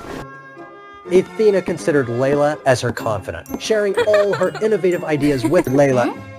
I truly admire your inventions. I wish I could also fly freely with the wings on my own. Athena heard the wish of her best friend, but she also concerned because those wings were still not perfect, and she couldn't give it to Layla right away. Then Athena took Layla up into the air so that she can experience the joy of flying with wings. They both wandered across continents, admiring the magnificent landscapes and the mystical secrets of the world. Getting tired, Athena and Layla decided to rest near a rushing stream. A clear and babbling stream appeared right in front of Layla's eye, and she suggested that they took a refreshing bath. Athena didn't hesitate. She infused her wings with a radiant light and placed them under a tree before joyfully diving into the stream. The two close friends embraced each other and laughed in the chilly water. During those moments of joy, Layla suddenly cried out that she had lost her bracelet. Athena left everything behind to follow the traces and search for Layla's missing bracelet. Taking advantage of Athena's distraction, Layla stole her wing. Then she unleashed dark beams of light, shrouding the sky in darkness. Athena was terrified, losing her way. Leaving her best friend behind, Layla decided to fly back to Olympus. The sky gradually darkened, Layla disappeared without a trace, and Athena's wings vanished as well. The goddess Athena collapsed to the ground, tears streaming down her face, with no place to seek comfort. She was so disappointed with Layla, but more with herself for not having seen through Layla's true nature all along. Perhaps the day of flying had drained too much of her energy, and she was too exhausted. Then she fainted. Layla quickly returned to the heaven and accused Athena before the other gods, claiming that Athena is unworthy of being a goddess. She said that Athena had deeply fell in love with a human, so Athena was punished and banished to the human world. Her wings were also taken away and given to Layla. While others were astonished and didn't believe Layla's words, she continued to justify herself. Everyone was silent, they said nothing, just regretted for a talent like goddess Athena. Athena is fortunate to meet Mirmax, a beautiful girl, like a fairy. She rescued Athena and took Athena to her home. Mirmax took great care of her so many days. Mirmax, despite her beautiful appearance, lived a pitiful life. She lived alone, struggling in poverty, relying on farming, but reaping no fruits from her labor, which saddened her deeply. Athena woke up. She couldn't believe her eyes when she realized she had been staying with Mirmax for days. She appreciated Mirmax's care immensely, but also worried about being a burden to Mirmax. Athena decided to apologize and bid farewell to Mirmax, hoping to find her way back home. However, Mirmax wanted Athena to stay, longing for a companion to share her life with. Athena had nowhere to go, so she stayed, hoping her wounds would heal, and she would be able to find a way back to Olympus. Athena appreciated Mirmax's warmth and kindness. However, she couldn't erase the memories of Layla's betrayal, which made her cautious and wary of everything around her. The next day, Mirmax took Athena around the village, where Athena witnessed the villagers' poor life, surviving mainly through hunting, foraging, and enduring days of hunger. Some people were even homeless. They had to sleep in the cold night outside. Others, more fortunate, had tattered tents for some protection, but they were helpless against storms. Everything Athena had witnessed made her feel pity and compassion for the people here. After her journeys, Athena always felt pity for the suffering of the people. She wished she could do something to help them escape their hardships. She started to put effort into creating flood-resistant houses, inventing plows to help the people in farming, and various other wonders to improve the quality of life here. Thanks to Athena, everything in the region improved significantly, and people were no longer impoverished or struggling for food. The villagers honored Athena, and wherever she went, they all praised her. About the goddess Layla, despite having the powerful wings, she didn't receive the admiration of everyone, which made her really angry. Layla often irrationally vented her anger on things, even damaging Athena's past inventions. Time passed by, and Athena really missed her home as she watched birds soar freely in the sky and butterflies danced in the breeze. She continuously searched for the secret to creating her dream wings. She always had a desire to meet her family again. She diligently worked on creating her wings, never wavering despite the many challenges. In her heart burned a fierce flame that refused to let her give up on her dream. Mirmax admired Athena's talents and determination. Different from Layla, she even helped Athena hunt for the pure white swan feathers to accelerate the work. Athena wisely selected sturdy and flexible palm leaves to create a solid frame for her wings, allowing them to soar with the wind. But finally, the day Athena had longed for came. Through perseverance and overcoming countless obstacles, she successfully created a pair of miraculous wings for herself in the admiration of Mirmax. But fate had one more twist in store for Athena. On the night of her return, a significant event occurred. Suddenly, a dark smoke covered Mirmax's house, stealthily targeting the wings, and the perpetrator was none other than Layla. It turned out the wings Layla had taken away from Athena was gradually losing its power. It wasn't glamorous anymore. While getting to know about Athena's miraculous creation, she immediately planned to steal it.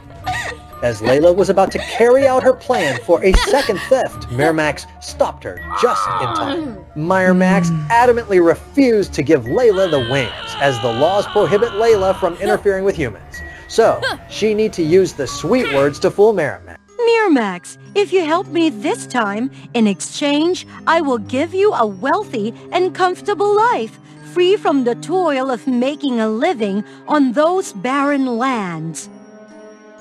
With a really good offer for herself, with her kind nature, whether Miramax would agree, no one could expect that Miramax had given the magical wings of Athena to the traitor Layla. You can use these miraculous wings to fly away. I don't need your wealth and treasures. Leave quickly. With the unbelievable action of Miramax, Layla was so astonished. But because she had obtained the miraculous wings, Layla didn't pay much attention to it. Layla quickly put on the wings and arrogantly left with her stolen prize. You are all the ones I loved and want to protect the most. So why have you all betrayed me? It's Athena, as she was really furious. However, not as expected, Layla showed no signs of fear. Instead, she appeared cunning and shameless. Oh, Athena, my beautiful and talented friend, I never expected us to meet under these circumstances. I treated you well, but why did you do that? Because you're always the center of the universe, always being praised, while I'm neglected. I resent all the glory you received. Athena was appalled by Layla's nature, and in her heart, she held on to a glimmer of hope that Layla might not truly be this way. As for Miramax, the reason she gave her wings to Layla was because she was terrified of being alone and couldn't bear losing her dear friend, Athena. Her loneliness had driven her to make this foolish decision. Well, Athena, you truly have an admirable confidant. Why don't you stay there forever with her? With no further words, Layla used the power of her wings to conjure a fierce storm and ascended into the sky. Strangely, her wings suddenly burst into flames and turned into dust, causing Layla to plummet to the ground. Oh, Layla, did you think I was still a fool as I once was?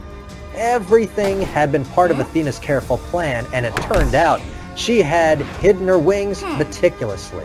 Layla's wings were just one of her flawed creations. Athena waved her hand gently, and the magical wings flew back to her, leaving Layla and Miramax astonished. The high-ranking goddesses descended to witness Layla's misdeeds, and they were all disgusted by her actions. It was revealed that Athena had written letters to inform the other goddesses, detailing every aspect of the events. Layla, enraged and wanting to retaliate, found herself helpless as Athena and the other goddesses combined their magical powers, turning Layla into a tiny frog. With everything settled, Athena decided to return to the heavens to fulfill her duties as the goddess of wisdom. Miramax, though ashamed of the events that had transpired, found solace in Athena's gratitude. Thank you, Miramax, for your kindness during this time. I promise to come back to visit you and others in the future. Having said that, Athena, along with the other goddesses, flew back to Mount Olympus. Every spring, she returned to visit Miramax and her villager. As for the frog, Layla, she continued to hop from one field to another, but no one paid her any attention. It was a night of blinding snowstorm, where the wind screamed as if each snowflake was a cruel cut into the unforgiving sky. Oh, God. Please let the baby be born safely. Since ancient times, every child in the Fox clan would be born with a magical number. This number was tied to their tails, determining their strength and partly the personality they would carry throughout their lives. Why is it just one tail? My child, why are you so different? What will your future be like? The baby who had just been born was Ahri. At the age of 10, Ahri saw someone who looked just like her for the first time, apart from her mother. That person was Aren, the current leader of the Fox Kingdom. However, Ahri's mother seemed uninterested in this fateful encounter. It's futile. As long as you and your daughter submit, we will ensure its safety. I will never submit to a wicked creature like you. The Ice Fox clan will not fall because of me.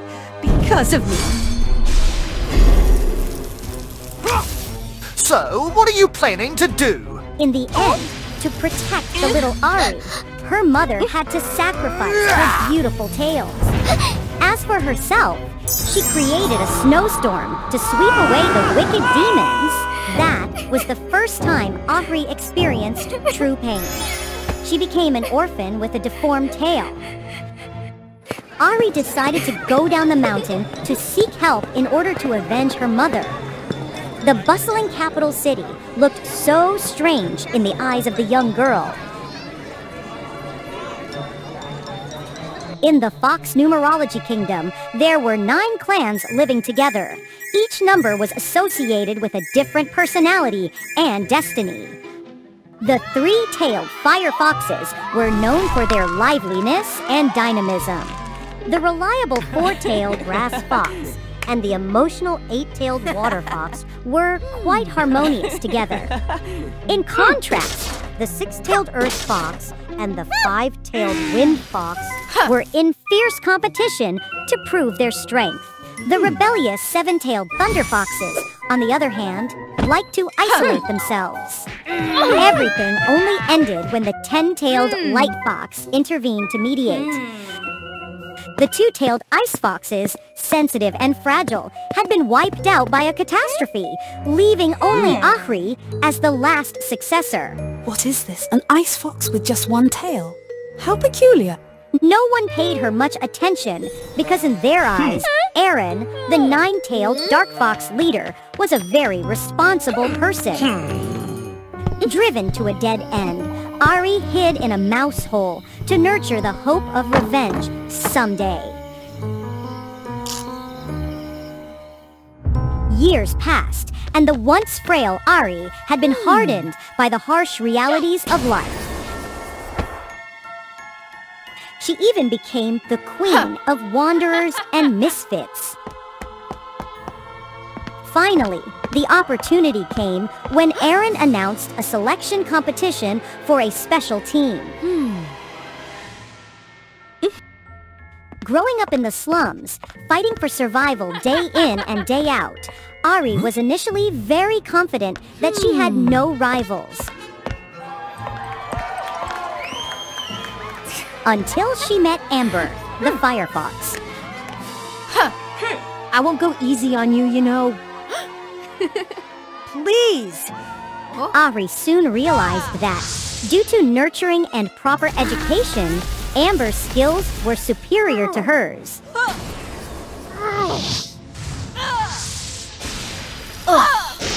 Although they tied in the end, Ahri had exhausted herself. What angered Ahri the most was that Amber always had friends who loved and supported her, something the solitary Ahri could never have.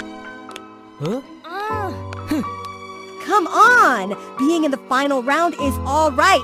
Forget about her.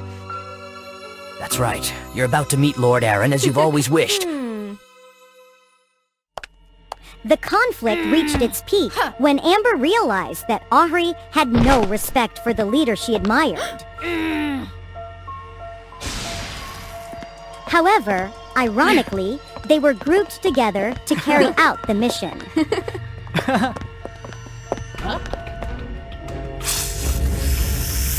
Despite being enemies, Amber took action to help Ahri, setting aside their differences. Aren't you supposed to hate me? Yes! But we're a team, and I'm sure you have your reasons. We just haven't understood each other yet. I don't know what happened between you and Lord Aaron. As for me, he saved my family that year, so he's incredibly kind to me. That's because you don't know the truth about him. That's right. Right or wrong, let's meet him together to find out. You could be wrong and I could be wrong too.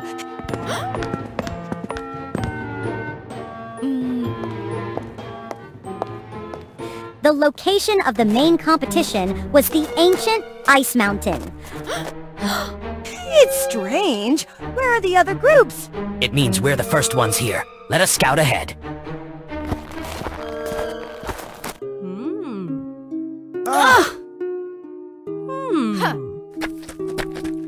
What they couldn't believe was that the once mighty Fox clan leader, Aaron, had changed. Don't act recklessly.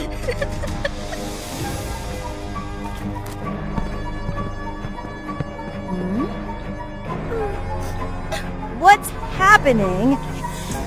That evil fox is trying to steal the tails of other foxes to gain immortal power. This competition is just an excuse. It's because of me. All because I didn't trust you. Your trust wouldn't have helped at this point, Amber. We need to defeat him and expose his crimes to bring justice to our friends. When they regained their composure, Amber and Ari realized that Aron's power as a nine-tailed fox was connected to darkness. That means he's weakest when the first light of day appears. Exactly! This is our only chance!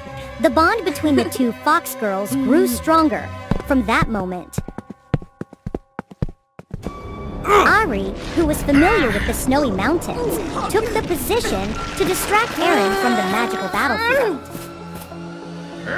Our little one has grown so much, hasn't she? I knew you would come back. You're just like your mother. You have no right to mention her. Is that all you have? You're still so weak. Ahri had no intention of fighting directly. She fled to prolong the time and lure Aaron away from the battlefield. When Ari's body could no longer withstand the strain, the first light of day appeared.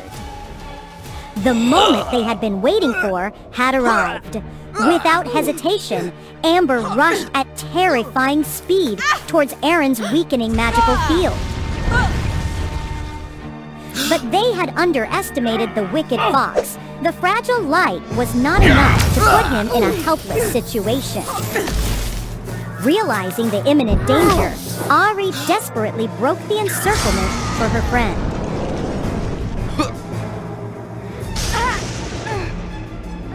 However, it was too late. Amber, along with her friends, became prey to the magical field. Ari, you can do it! Please carry on for us! No! No! Ahri was overwhelmed by the extreme pain that few could endure. She witnessed her loved ones leaving right before her eyes. Using the tails of other fox clans will only turn you into a demon like me. Adding one more tail, you won't beat me no matter what. No! I will never become a monster like you! Not one, not two tails. But when Amber's fiery red tail touched Ahri's body, she transformed into an 11-tailed fox, the number of the gods. Aaron's resistance caused two strong magical currents to collide, forming a strange connection. The spirits of Ahri's mother and Amber appeared one after another, cheering Ahri on from the sidelines. Mother, Amber, hold on to it tightly. Ari, you're amazing! That's right. You're not like him, you're an amazing fox. Quickly defeat Aaron. But if I destroy him, everyone will also disappear. Don't worry, I'm always by your side on every path. With that answer, Ahri's strength surged exponentially. The wicked fox, Aaron, was no longer a match for him. You all! I will take revenge!